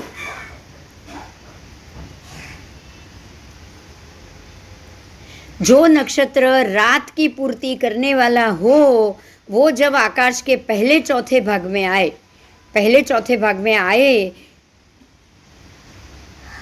तब रात्रि का पहला प्रहर पूरा होता है। अब रात्रि का पहला प्रहर कब पूरा होगा बताओ? 12 बजे 12 से 3, सॉरी। दोपहर में 3 बजे पूरा होगा ना? हाँ, तो 3 बजे सूर्य आकाश में कहाँ होता है ये बताओ? ऊपर। ऊपर तो नहीं होता है, ऊपर तो 12 बजे आ जाता है। हाँ, ऊपर 12 बजे। हाँ, तो 12 से 3 में मतलब अब वो पूर्व तरफ जा रहा है, हाँ, वो पूर्व तरफ जा रहा है।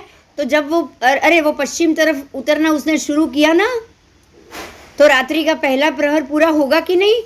अभी मतलब जब भी वो माथे पे आया और वो अब वो उतरेगा तो आकाश के पहले चौथे भाग में आएगा कि नहीं? પહેલા પ્રહરમાં ક્યાંથી આવે? हाँ, પહેલા પ્રહરમાં ક્યાંથી આવે? आकाश के चौथा भाग देखो, पहले आकाश का चौथा भाग तय करो, वो रात्रि के पहले प्रहर में ही आएगा। देखो फिर से देखो। મેં તો પહેલો પ્રહર કીધો। नहीं, आकाश का चौथा भाग, आकाश का चौथा भाग आप 4 भाग करो, बराबर माथे पे है वो पहला भाग, आधा हो गया। पूरा आकाश जब सूर्य 12 बजे माथे पे आता है तब बराबर आधे पे हुआ कि नहीं? आधा आकाश हुआ कि नहीं? हाँ, बराबर आपके माथे पे आधा आधा भाग होगा, राइट? आधा इस तरफ पूर्व में, आधा पश्चिम में। हाँ, तो आप जब भी सूर्य माथे पे होगा तब आधा आधा आधा हो गया आकाश। तो अब जब आधा आधा हो चुका है तो अब जब वो इस तरफ जा रहा है तो कौन सा प्रहर शुरू होगा? रात्रि का पहला। हाँ, अब रात्रि का पहला प्रहर शुरू हो रहा है। तो अब मैं ये पढ़ रही हूँ, उसको फिर से सुनो। जब आकाश के पहले चौथे भाग में आए यानी कि रात्रि का पहला प्रहर पूरा हो, देखिए सुनिए, आधे में तो आ चुका है, तो अभी आधे में आया, अभी एक प्रहर और पूरा करोगे उसके बाद वो चौथे प्रहर में आएगा, चौथे भाग में आएगा ना। हाँ, आकाश का चौथा भाग कब होगा? ये तो आधा हुआ, अभी आधे में से भी आधा करो, यहाँ से यहाँ आधा बाकी है, उसमें से आधा कब होगा? दोपहर को 3 बजे। हाँ, 12 से लेके 6 अभी बाकी है, तो 3 बजे उसका भी आधा हुआ। तो अब ये चौथा भाग यहाँ बाकी रहा ना। तो जब जब जब ये सूर्य चौथे में प्रवेश करेगा तब रात्रि का प्रथम प्रहर पूरा होगा, होगा कि नहीं? हाँ, तो परफेक्ट हो गया, बराबर। अब यहाँ रात्रि का प्रहर चौथा पहला प्रहर कब पूरा होगा? जब आधे में सूर्य आ गया तब रात्रि का पहला प्रहर शुरू हो गया। अब यहाँ पे आया तो पहला खत्म हुआ कि नहीं हुआ? 12 बजे के बाद रात्रि का पहला प्रहर शुरू हो चुका है। हाँ, और अब दिन के चौथे भाग में निकलेगा वो, अभी तीसरा खत्म करेगा। तीसरा भाग जब खत्म होगा तब रात्रि का आपका पहला प्रहर खत्म होगा, बराबर। टाइम સાથે બોલ। टाइम સાથે 12 થી 3, 12 થી 3 એટલે રાત્રિનો પહેલો પ્રહર પૂરો થયો કે નહીં? તો જ્યારે રાત્રિનો પહેલો પ્રહર પૂરો થયો ત્યારે આકાશના છેલ્લા ભાગમાં આવ્યું ને, ચોથા ભાગમાં? ત્રીજા ભાગમાં નહીં, ચોથો ભાગ તો નહીં, હવે ચોથો, અરે ત્રીજામાં આવશે ક્યારે? રાત્રિનો પહેલો પ્રહર ચાલુ થશે ત્યારે, ચાલુ થશે ત્યારે ત્રીજો આવશે। જો હું આમ મેં હાથ ઊંચો કર્યો છે, જો અડધો આમ અને અડધો આમ, 2 ભાગ આમ ને 2 ભાગ આમ, રાઈટ? બપોરે 12 વાગે સૂર્ય માથા પર આવ્યો, એ કયો પ્રહર કહેવાય? કેટલા મિનિટ? હવે રાત્રિ ચાલુ થઈ, રાત્રિ ચાલુ। હવે રાત્રિ ચાલુ થઈ, તો હવે આ બાકીના અડધાનો અડધો કરો તો આમ થશે, હાથ મારો, હા, 3 વાગ। હા, આમ થયો, બપોરના 3 વાગ્યા તો રાત્રિનો પહેલો પ્રહર પૂરો થયો। તો જો આ બંને વસ્તુ ટેલી થઈ ગઈ કે આકાશના પહેલા ચોથા ભાગમાં જ્યારે પણ આવે સૂર્ય ત્યારે રાત્રિનો પહેલો પ્રહર પૂરો થાય એને પ્રદોષ કાળ કહેવાય, જે પણ નક્ષત્ર હોય કે સૂર્ય હોય। સમજાયું? હા, સમજાઈ ગયું? એકદમ ક્લિયર તમને ટાઈમ સાથે મળે ને એ સમજાયું। આ પ્રદોષ કાળ કહેવાય। આ પ્રદોષ કાળ વખતે સ્વાધ્યાયમાંથી નિવૃત્ત થવું જોઈએ। તો આ કયો સ્વાધ્યાય?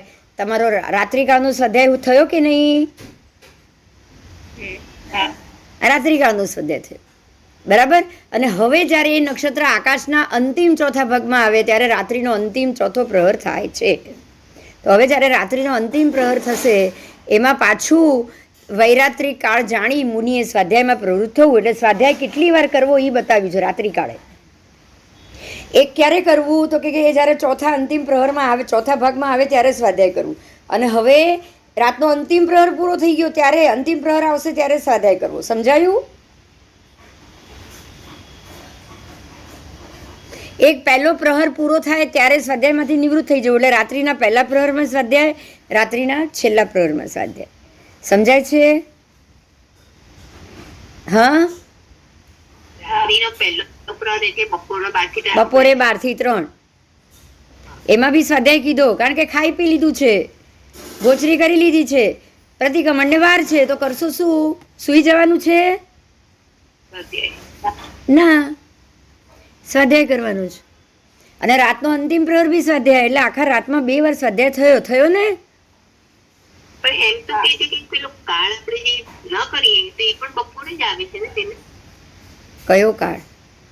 એટલે નવો સ્વાધ્યાય ન કર્યો ને હપ્તામાં ને બધું ના. હા, એ તો 12:39 નીકળી ગયું ને. વિજય મુહૂર્ત એટલે તમારો પૂરો થઈ ગયો. વિજય મુહૂર્તે તમારો દિવસ પૂરો થાય છે, એક્ઝેક્ટ 12 નહીં.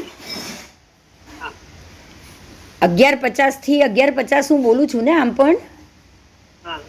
હા, એટલે વિજય મુહૂર્ત આવશે બપોરે 12 વાગે તો સૂર્ય માથા પર આવ્યો. હું આમ બપોરે 12 બોલું છું, પણ 11:50 થી ગણવાનું છે.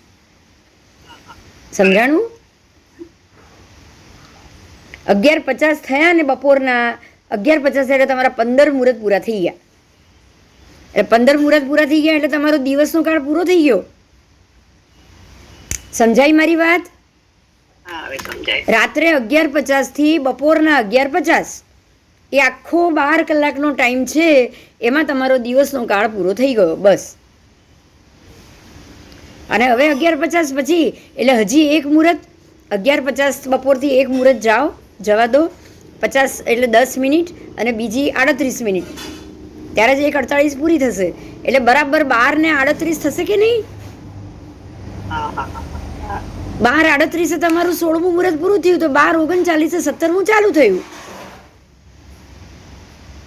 સમજાઈ ગયું? હા. એટલે વિજય મુહૂર્ત તો તમારું આમ તમે જોવા જશો તો તમારા દિવસ પછીની 38 મિનિટ બતાડે છે. દિવસ પછીનું આખું એક મુહૂર્ત બતાડે છે. એટલે તમારો દિવસ આથમ્યા પછી પણ, તમારો રાત્રિકાળ ચાલુ થઈ ગયો પછી પણ 2 મુહૂર્ત સુધી તો તમારું વિજય મુહૂર્ત સુધી તો તમારે કોઈ પણ મુહૂર્ત, કંઈ પણ કાર્ય તમે એ ટાઈમે કરી જ શકો છો. કરી શકો છો કે નહીં? કરી શકો છો. ચાલ, આવો. ક્લિયર થઈ ગયું આજે બધું? હા, આજે આ જ ચાલશે. હજી તમને આ પ્રહર જ ચાલશે. દરેક પ્રહરે બી. આપણા ક્લાસનો ટાઈમ શું રાખવાનો? કેમ આપણા ક્લાસનો ટાઈમ? આપણે તો હવે બાકી સ્વાધ્યાય જ. હવે આ બધું ઉત્કૃષ્ટ મહાત્મા માટે છે બેન. એકવાર જમે એને માટે. અમે તો બધા જગન્યમાં છીએ. મેં કીધું સ્વાધ્યાયનો ટાઈમ ચેન્જ કરીએ આપણે. ના ભાઈ, એ તો જો આ બધું એને માટે જ છે કે જે એક્ઝેક્ટ એ પ્રમાણે ઉત્કૃષ્ટ કરીએ. હા, 8 પ્રહર કરી શકે એના માટે, જે એકાસનું કરી શકે એના માટે ચોક્કસ. નાના પણ આપણો આ બપોરનો ક્લાસ પણ ટાઈમ એ પ્રમાણે કરો ને. આ તો સ્વાધ્યાય તો એ ટાઈમે થાય એવું કંઈ નથી. કરાય, કેમ ના હા, કરાય, એવું બધું કરો ને, બસ ફિક્સ રાખો એ. આપણે 12 થી એટલામાં તો કરીએ આપણે. પછી 12 થી 3 થઈ જાય ને. હવે 12 થી 3 પાછું બધાને ફાવવું જોઈએ ને. તો એટલે કોઈ ઊંઘે નહીં ને તમારા કારણે? મારા કારણે તો કોઈ ઊંઘે નહીં. આમાં તો આવા 1:30 1 વાગે તો જે 1:30 તો બધા ઓફિસે જ જાય છે. બસ ઓફિસ જાય પછી ચાલુ કરી દેવાનું આપણે. બધાને સ્કૂલથી આવે છોકરા, જમવાનું આ બધું હોય, પછી ડિસ્ટર્બન્સ થશે. કોઈને ક્યાં, આપણે છોકરાઓ છે બધા સ્કૂલ વાળા. મારા ઘરમાં જ છે ને. પણ મારા ઘરમાં 3 છોરા છે જે સ્કૂલ જાય છે ભાઈ. નહીં તો આપણે શું ઉત્કૃષ્ટ ટાઈમમાં ભણીએ તો ખરા કંઈ. હા, ના, આ ટાઈમ છે જ. આપણે બી આ ટાઈમ જે કરી રહ્યા છીએ ને, જો આપણો આ પ્રતિક્રમણનો ટાઈમ છે, આપણે એ ટાઈમે આ વસ્તુ કરી રહ્યા છીએ. હા, સ્વાધ્યાય અને ધ્યાન, આ ધ્યાનનો જ ટાઈમ છે. આપણે જો 12 થી 3 સુધી સ્વાધ્યાય અને ધ્યાન બંને આવે છે, રાઈટ? હા, તો આપણે એમ જ કરી રહ્યા છીએ ને. 12 થી 3 ને 3 થી 6. 2 વાગે તો કરી દો. 2 ના ના, વાગે તો 12 થી 6 સુધી આ બધું આવી ગયું, પ્રતિક્રમણ ધ્યાન બધું જ આવી ગયું. પછી પ્રતિક્રમણ ક્યાં પહેલા કરી લેવાનું? હા, પ્રતિક્રમણ 3 થી 6 માં જ આવશે. જેને બી પ્રતિક્રમણ આવશે ને 3 થી 6 માં જ આવશે. ઉત્કૃષ્ટ પ્રતિક્રમણ 3 થી 6 માં જ. અને આમ પણ તમે જોશો, તમે જુઓ સંવત્સરીનું પ્રતિક્રમણ સૂર્યાસ્ત પહેલા આખું પતી જાય છે. તો હું તો પતાવી દઉં. તમે ક્લાસ વહેલો કરો ને તો હું પ્રતિક્રમણ વહેલું કરી લઉં, જમી લઉં, વહેલું બોલો. હા, એ તું તારે કર ને, અમે ક્યાં ના પાડીએ. કર ને ભાઈ, કર ને. મારે આ અઢી 3 તો વાગે છે અત્યારના, તો એનાથી તો વહેલું કંઈ મને નથી લાગતું થાય. તમારું ક્લાસ વહેલો થાય ને તો હું તો પછી તરત પ્રતિક્રમણ કરવા બેસી જાઉં. હું સવારે છે 2 વાગે 1:30 વાગે પાણી પીવું છું પહેલું, તો એ હું વહેલું પી લઈશ. હા, હવે તું કર ને, ઉત્કૃષ્ટમાં આવી જા. હા, તું આવી જા ઉત્કૃષ્ટમાં, અમે કરશું હજી ધીરે ધીરે.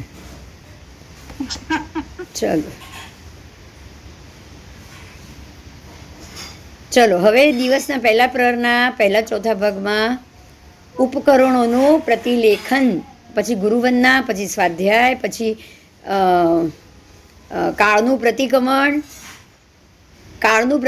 જો સાંભળો, હવે આ પૌરુષીના ચોથા ભાગમાં પોણી પૌરુષી વીતી જાય ત્યારે પહેલા પહોરના ચોથા ભાગમાં પાત્રાદી ત્યારે ગુરુને વંદના કરી કાળનું પ્રતિક્રમણ કર્યા વિના જ ભાજનનું પ્રતિલેખન કરે. પછી કાળનું પ્રતિક્રમણ છે. એટલે આ દિવસના શરૂઆતમાં જ વાત છે. એ કાળનું પ્રતિક્રમણ 3 થી 6 માં જ આવશે બંને જગ્યાએ. જો અહીંયા સમજવાની વાત છે. આ સવારના પ્રતિક્રમણ માટે બી આ ફરીથી ખાસ કીધું છે કે કાળનું પ્રતિક્રમણ પછી કરવાનું છે. એના પહેલાં ભાજનનું પ્રતિલેખન, ગોગચ્છનું પ્રતિલેખન, મુખવસ્ત્રિકાનું પ્રતિલેખન, આ બધું પછી કરવાનું છે. આ બધું પછી. એટલે પહેલા તો પછી વિચાર પહેલા આ જ કરવાનું. 3 થી 6 માં જ કરવાનું છે. બાકી પહેલા ધ્યાન અને સ્વાધ્યાય જ આવશે, બાકી કશું નહીં આવે. 12 થી 3 સમજી ગયા? હા, મોર્નિંગમાં 12 થી 3 સ્વઅધ્યયન, એ સિવાય કોઈ વાત જ નહીં. સ્વઅધ્યયન જ છે બસ. પછી આવશે પ્રતિક્રમણ, અને કાળનું પ્રતિક્રમણ એ પછી.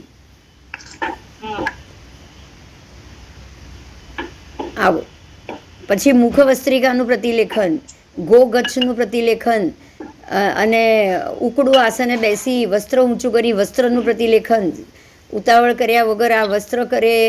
આ બધી વસ્તુઓ આ બધી સવારે 6 વાગ્યા પછી છે. ત્રીજામાં પાત્રા પડી લેવાનું આવે તમારે. ભોજન ને પાત્રા માટેની તૈયારી, ગોચરીની તૈયારીના જે એ આખો એક પ્રહર છે 6 થી લઈને 9 સુધી, એમાં તમારું આ બધું આવ્યું. મુખવસ્ત્રિકા, ગોગચ્છ, વસ્ત્ર પડી લેહણ બધું 6 વાગ્યા પછી છે. બરાબર? વસ્ત્ર ઝાટકવાના, પમાર્જન કરવાનું, આ બધું 6 વાગ્યા પછી. અને એના પછી તમારે ગોચરી લેવા માટે આ બધું લઈ પાત્રા પડી લેવણ કરીને ગોચરી માટે નીકળવાનું છે. ભગવાન આપણને આવતા ભવે દીક્ષા આપે ત્યારે આ જ્ઞાન સાથે ચોક્કસ આપજે.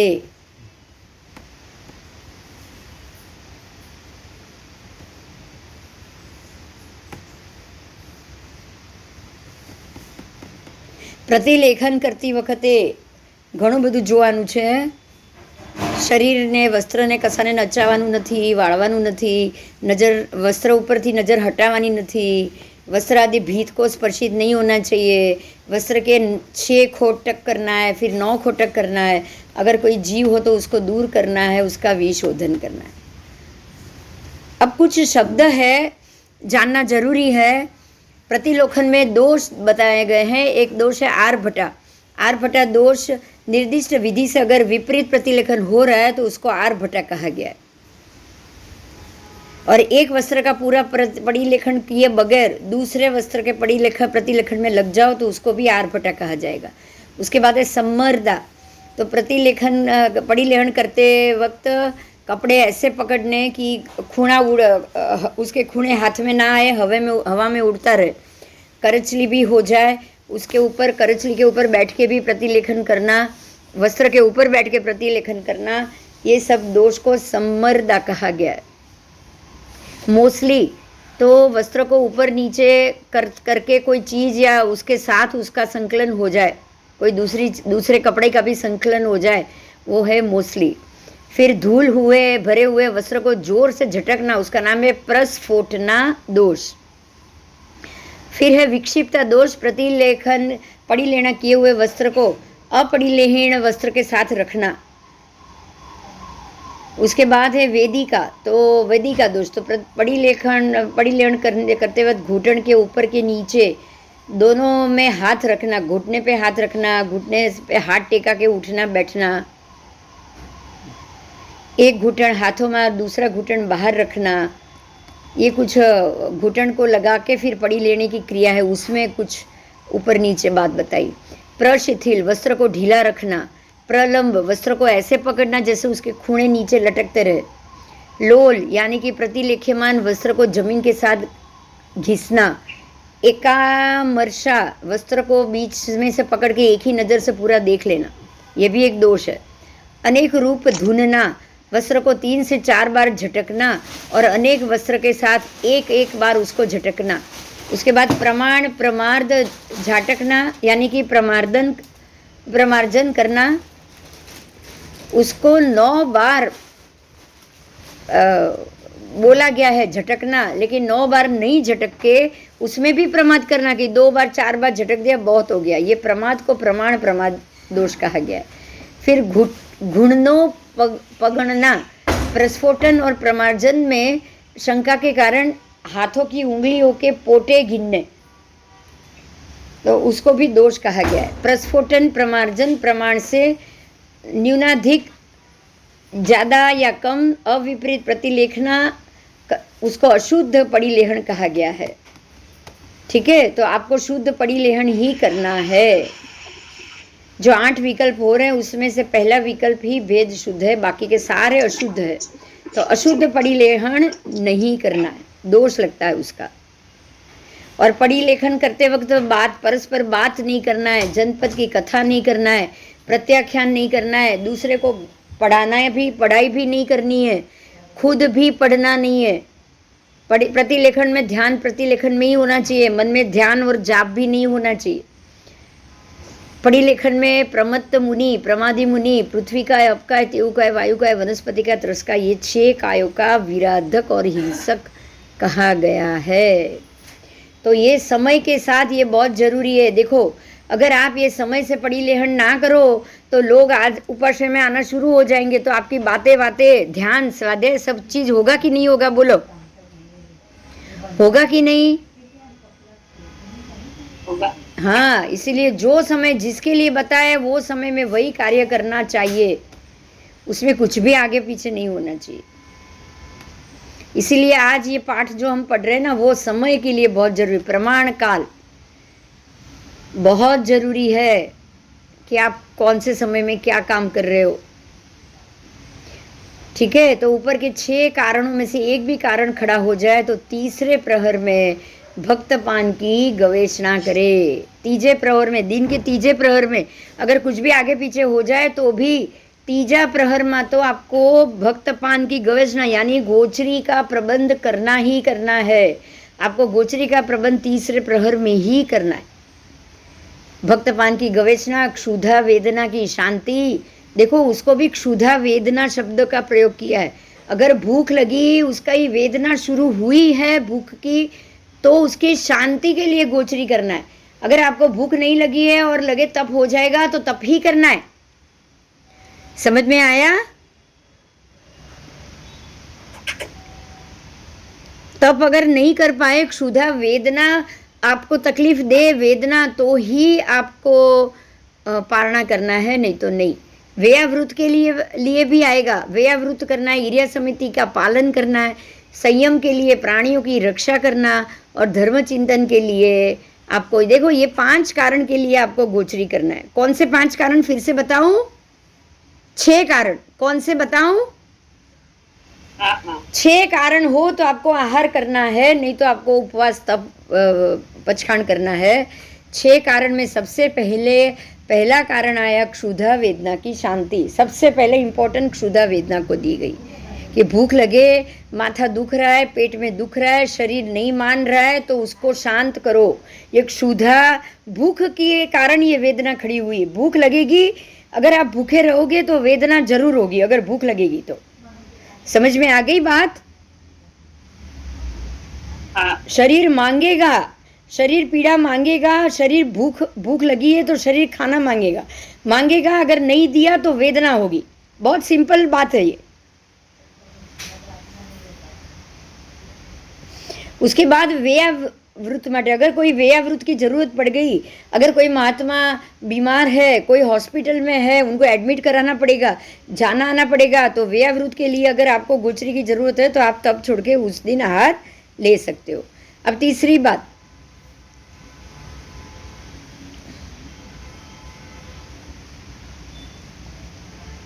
ईर्या समिति का पालन।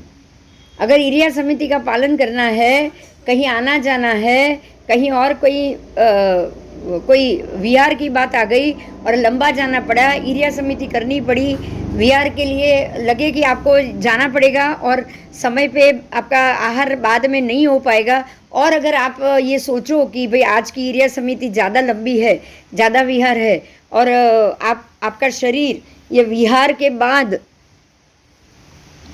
बिना भोजन नहीं रह पाएगा। आपको ये तो पता चली जाता है ना हर किसी को कि मैं इतने 5 किलोमीटर 7 किलोमीटर अगर मैं चलूँगा तो मुझे भूख लगेगी, या चलूँगी तो मुझे भूख लगेगी। तो इसके लिए आपको पहले से ही आहार ले लेना है। उसके बाद संयम के लिए प्राणों की रक्षा। संयम के लिए प्राण, अपने ही प्राण की रक्षा, अपने खुद के प्राण की रक्षा। क्योंकि अगर आपका संयम जीवन चालू है तो आपको संयमित रहने के लिए भी आपको अपने प्राण को टिकाने पड़ेंगे, और उसके लिए आपको आहार लेना है। और उसके बाद धर्म चिंतन के लिए, धर्म चिंतन करना है, शांति से आप स्वाध्याय कर पाओ, उपवास हो और माथा चढ़ जाए और कुछ नींद आ जाए, या फिर नींद की ज़रूरत पड़ जाए, या आराम की ज़रूरत पड़ जाए, तो ऐसा उपवास भी आपको नहीं करना है। आपको थोड़ा भोजन कर लेना है और फिर धर्म चिंतन तो चालू ही रखना है। समझ में आ रहा है? देखो इसमें क्या क्या बताया है। देखो ये जो 6 चीज बताई है ना, वो 6 चीज चालू रहनी चाहिए, चाहे आपको उसके लिए आहार लेना पड़ जाए। बात क्लियर हो रही है? हाँ, ये 6 चीज 6 कारण चालू रखना है। सबसे पहले भक्त पान की गवेषणा, क्षुधा वेदना की शांति, व्ययावच करने के लिए, ईर्या समिति का पालन करने के लिए, संयम के लिए प्राणों की रक्षा करने के, संयम के लिए, और अरे सॉरी मैं एक पहले जल्दी बोल गई, फिर से बोल रही हूँ। पहली है क्षुधा वेदना की शांति के लिए, अगर भूख लगी है तो क्षुधा वेदना खड़ी ना हो उसकी शांति के लिए भोजन करो। व्ययावृत के लिए किसी की व्ययावच करने के लिए भोजन करो, ईर्या समिति का पालन करने के लिए भोजन करो, संयम के लिए भोजन करो, प्राणों की रक्षा के लिए भोजन करो, और धर्म चिंतन के लिए भोजन करो। समझ में आ गया? ये 6 कारण आपको कंटिन्यू 6 कारण करना है। उसके लिए अगर आपको भोजन करना पड़े तो आप पहले से ही भोजन की व्यवस्था कर लो, भक्त पान की गवेषणा कर लो।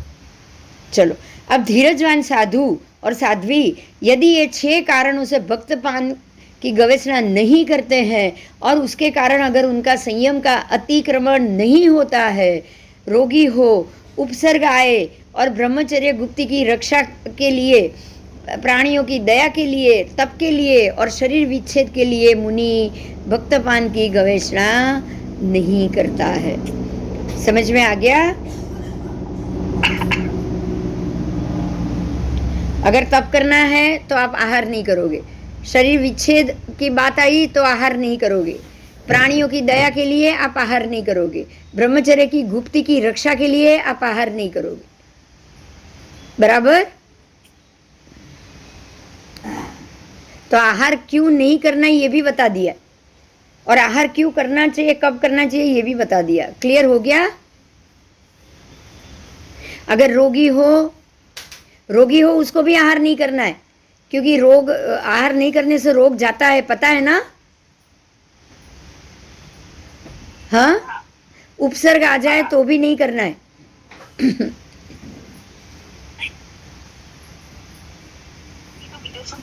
उपसर्ग आए तो नहीं करना है। अच्छा, उपसर्ग। हाँ, उपसर्ग आए ना तो आहार नहीं करना है। भक्तपान की गवेषणा ना करे अगर કોઈ ઉપસર્ગ આવે તો.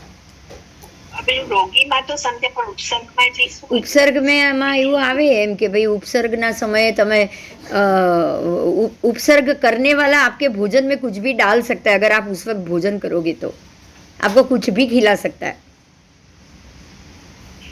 समझ में आ रही है बात? જો સંગમ દેવ ભગવાનને ઉપસર્ગ કરવા આવ્યા, રાઈટ? હવે એ ટાઈમે જો ભગવાન આહાર કરે,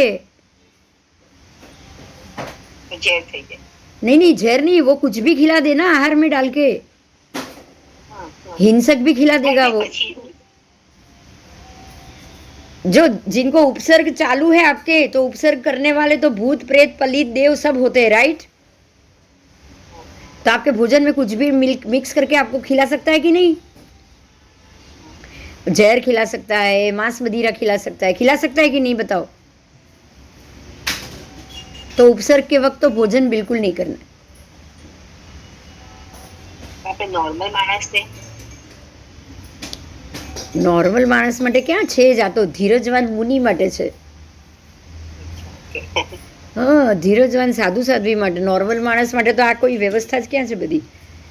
નોર્મલ માણસ ક્યાં? આપણે ચારિત્રનું, આ ચારિત્રના પાલન માટે છે ભાઈ. એટલે તો ચારિત્ર દુષ્કર કીધું છે.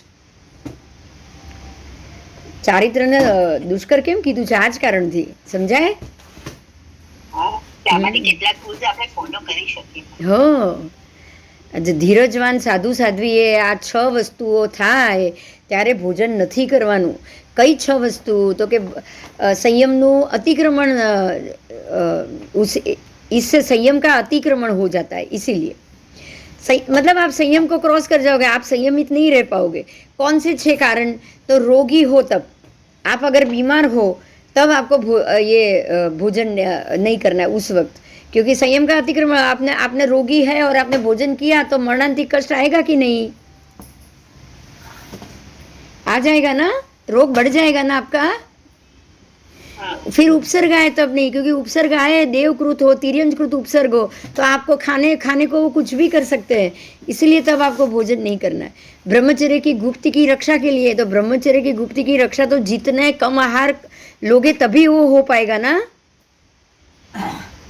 जितना हम खाते रहेंगे ज़्यादा तो शरीर पुष्ट होता जाएगा. शरीर पुष्ट होता गया तो ब्रह्मचर्य में विकार आएगा कि नहीं? आएगा. फिर प्राणियों की दया के लिए नहीं खाना है. मतलब देखो यहाँ वापस वो कल जो बात हुई थी वही आई. एकेंद्रिय जीवों की रक्षा कब होगी? जब भोजन नहीं करोगे तब ना. तो आपको अग्नि पृथ्वी वायु वनस्पति त्रस्का है सब जीवों की अगर दया करनी है तो भोजन नहीं करना है. बराबर? तो दया करने के માટે છે ને તો પોતે તો કોઈ પણ ઉપસર્ગ એવો આવે ને મોટો ત્યારે આપણા મોસરાણી કરી બધું મોસરાણી દે. हाँ, अरे वो देव है ना, कुछ મોસરાણી દે. उनको वोसराना भी पड़ता है. તો મહેનત તો આપણે આવે એટલે એરિયા વૈયા કરી પ્લસ મોસરાણી દે બધું. हाँ, क्योंकि अगर आप उस वक्त भोजन कर रहे हो, भोजन करने बैठे हो, गोचरी लेके आए हो, तो उसमें तो कुछ भी, कोई भी व्यक्ति कुछ भी डाल सकता है ना. वो तुमड़ी की सब्जी में जहर था तो भोरा दिया था कि नहीं? ये उपसर्ग ही हुआ था ना उनके लिए. महात्मा के लिए उपसर्ग ही हुआ था ना. गुरु ने मना कर दिया ना, आप जाके पलट के आ जाओ. वो तेल का छींटा बाहर पड़ गया, बहुत सारी चींटियां मर गई. गुरु ने क्या कहा? उसका गुरु ने तो उसकी सुगंध से कह दिया कि आज का आपका गोचरी बराबर नहीं है, आप जाके पलट के आ जाओ. कहा था ना. हाँ, और पलटने गए तो देखा उन्होंने कि ये तो इतनी चींटियां मर गई. तो अब जीवों रक्षा करने के लिए वो खुद उन्होंने आहार कर लिया. आहार नहीं करना चाहिए था, लेकिन आहार कर लिया तो उल्टा हुआ ना, मृत्यु हो गई कि नहीं? इसीलिए ऐसे उपसर्ग के टाइम में तो आहार करना भी नहीं चाहिए. और कल लेके आओ और परसों से 10 दिन मत. तो प्राणियों की दया के लिए नहीं करना चाहिए और तप के लिए नहीं करना चाहिए. ठीक है. दूसरा, शरीर विच्छेद के लिए नहीं करना चाहिए. शरीर विच्छेद, शरीर विच्छेद अगर हो या ऐसा कोई कष्ट हो और आपको आहार करने की जरूरत पड़े तो तब आपको, जैसे अभी बोली ना दक्षा, सब वोसरा देना चाहिए जब शरीर विच्छेद की बारी आए तब। आपको पता है वो 500 साधु का जब चमड़ी उधेड़ी गई थी, याद है? वो एक अपने 500 शिष्यों को वो महात्मा ने उनको जिंदा चमड़ी उतार रहे थे, ये उपसर्ग हुआ था, जितने महात्मा है सबकी चमड़ी उतारो। तो उन्होंने अपने सारे 500 शिष्यों का वो आचार्य भगवंत ने विधि पूर्वक उनको अंतिम आराधना कराई थी, पता है? याद है ये बात? और खुद जब अंतिम शिष्य की बात आई, वो बच्चा था, बिल्कुल एकदम छोटा बच्चा था, उन्होंने मना किया कि आप इसको मत करो, कुछ मत करो, ये इसको छोड़ दो, बस बड़ों को आपने कराई मैंने, लेकिन इसको मैं नहीं करा पाऊंगा, आप मत करो। तो उन्होंने नहीं सुना और उनके सामने ही वो बच्चा था, बालक था, उसकी चमड़ी उधेड़ी। तो वो तो खुद इन्होंने क्रिया कराई और वो सारे के सारे 500 के 500 मोक्ष चले गए। ये समझने जैसी बात है बहुत ही। लेकिन 500 शिष्यों में अंतिम बच्चा था, उसको भी मोक्ष तो मिल गया, लेकिन तब आचार्य भगवान को इतना क्रोध आ गया कि वो खुद नरक में चले गए। तो 500 शिष्यों को जब ऐसे अंतिम आराधना, मरणांतिक कर, शरीर विच्छेद, ये शरीर विच्छेद है कि नहीं? तो उस समय आहार नहीं करना है, सभी आहार का त्याग करना है। चारों आहार का त्याग आएगा, अशन, शयन, पान, सबका आएगा ना, असनम, पाणम, खायमम, सायमम, सबका त्याग आ जाएगा। और हम बोलते हैं ये रोज, आहार शरीर ने औषधि पचखू पाप 18। आप ये सारा पचखाण, और आहार का भी पचखाण, शरीर का भी पचखाण, औषधि का भी पचखाण, 18 पाप स्थानक का भी पचखाण। मरण आवी तो वो सिरे जीव तो आगर, हम बोलते हैं कि नहीं?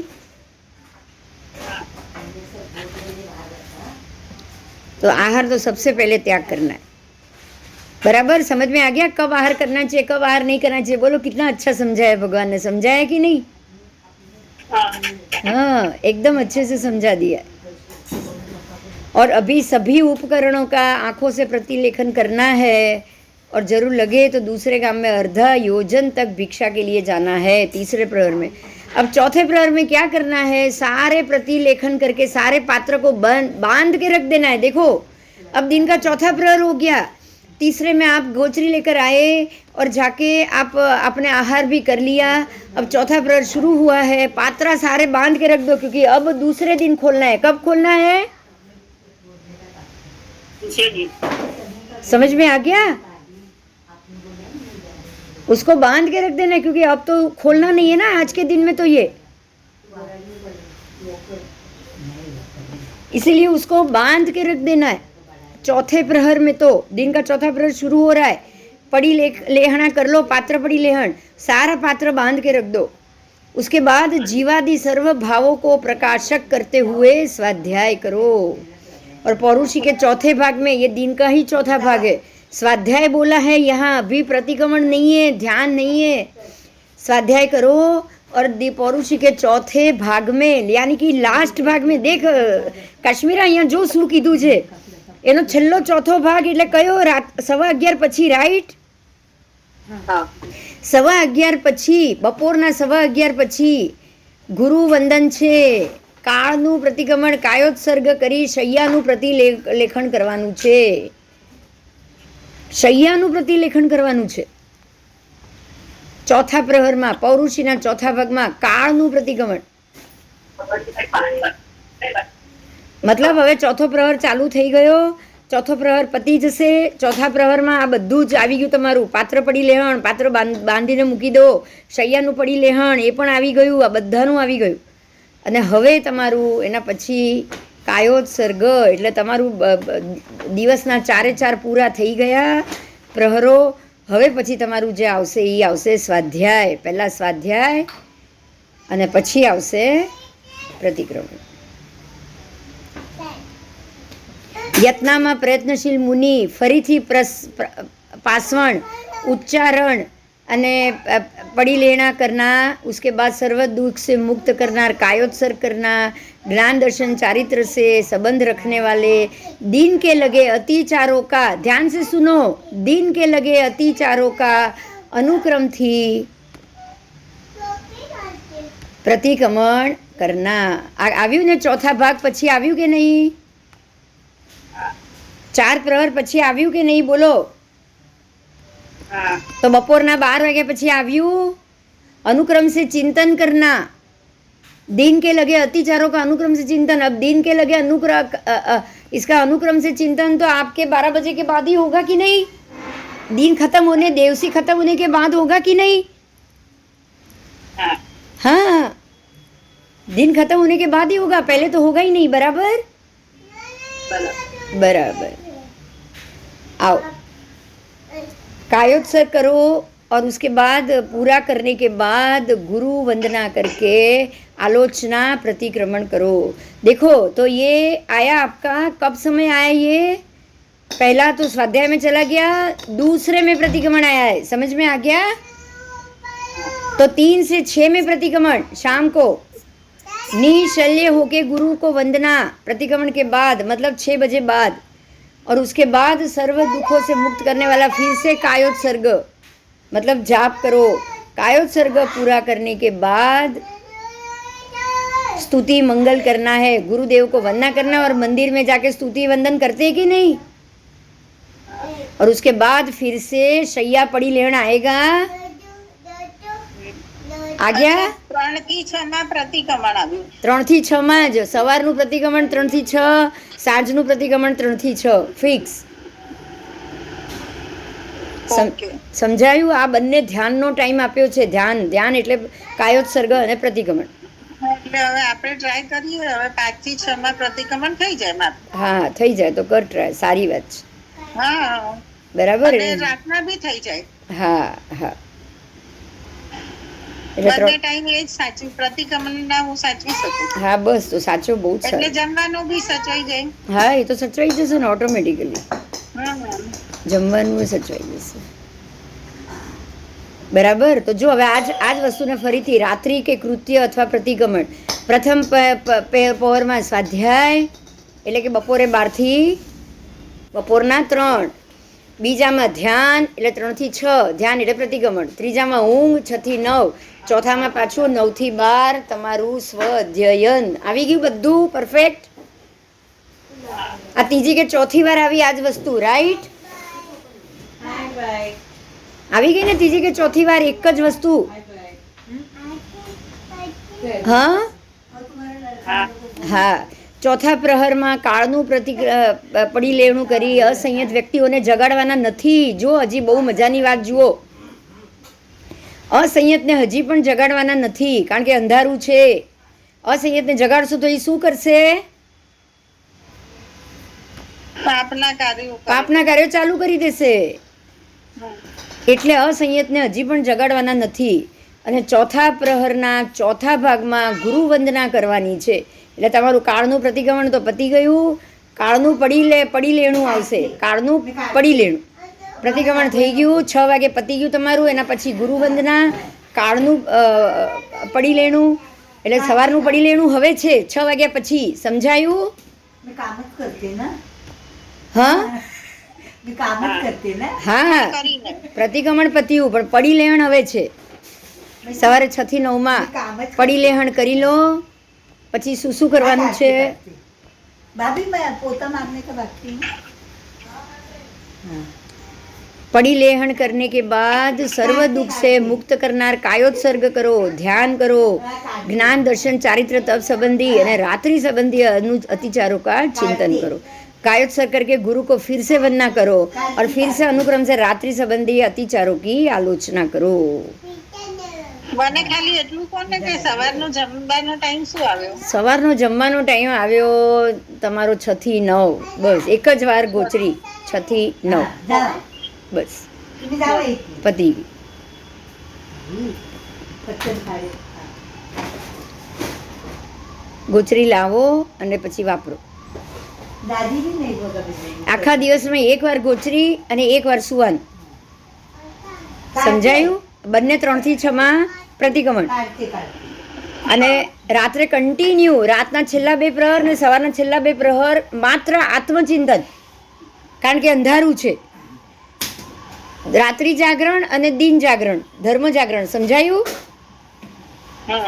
રાતના આ ક્યારથી 9 વાગ્યાથી લઈ અને સવારના 3 વાગ્યા સુધી 6 કલાક થઈ ગયા. આ માત્ર ધર્મ જાગરણ, રાત્રિ જાગરણ પથારીમાં સૂતા સૂતા કરવાનું છે. બાકી કોઈ બીજી ધમાલ નથી કરવાની. મોઢેથી શબ્દ બી બોલવાનો નથી, શબ્દ પણ બોલવાનો નથી. બસ એ સમજાઈ ગયું? મજા આવી ગઈ? કાઢતી બાબા, પાયા પડતી. બોલો. ચોથા પ્રહરે પડી લેખના કરી બધા પાત્રો બાંધીને મૂકી દેવાના. એટલે દિવસના ચોથા પ્રહરે તો પાત્રા બંધ થઈ જાય, બીજા દિવસે ખુલે. અને જીવાદી બધા ભાવોનો પ્રકાશક સ્વાધ્યાય કરવાનો ચોથા પ્રહરે. હા. ચોથો પ્રહર આખો સ્વાધ્યાય, ખાવાનું. બરાબર. અને ચોથા ભાગમાં એટલે છેલ્લા ભાગમાં તો પ્રતિક્રમણ બી આવી જશે ચાલુ તમારું. પરુષીના ચોથા ભાગમાં તો પ્રતિક્રમણ ચાલુ ની તૈયારી. એ લે. અને પછી આવશે પછીનામાં, એટલે 12 વાગ્યા પછીમાં આવશે તમારું પ્રતિક્રમણ. આગળ. રાત્રિના પ્રહર ચાલુ થઈ ગયો એમ. ચાલ. એવડા મોટા ભોપલા. હાથી એક હોતા હાથી, હાથી બોલા ઈરડાવ, ઈરડાવ. ચાલો પતી ગયું આ તમારું. આ બધું થઈ ગયું છે પહેલા, બરાબર. હાથી બોલા ઈરડાવ. સવારે પ્રતિક્રમણ કર્યા પછી પ્રતિક્રમણમાં ચિંતન કરે કે હું આજે કયું તપ સ્વીકારું. એટલે તમે નક્કી કરો છો કે તમારે શું કરવું છે, રાઈટ? સવારના જ 3 થી 6 માં. હા બસ, પ્રતિક્રમણમાં નક્કી કરી લો છો 3 થી 6.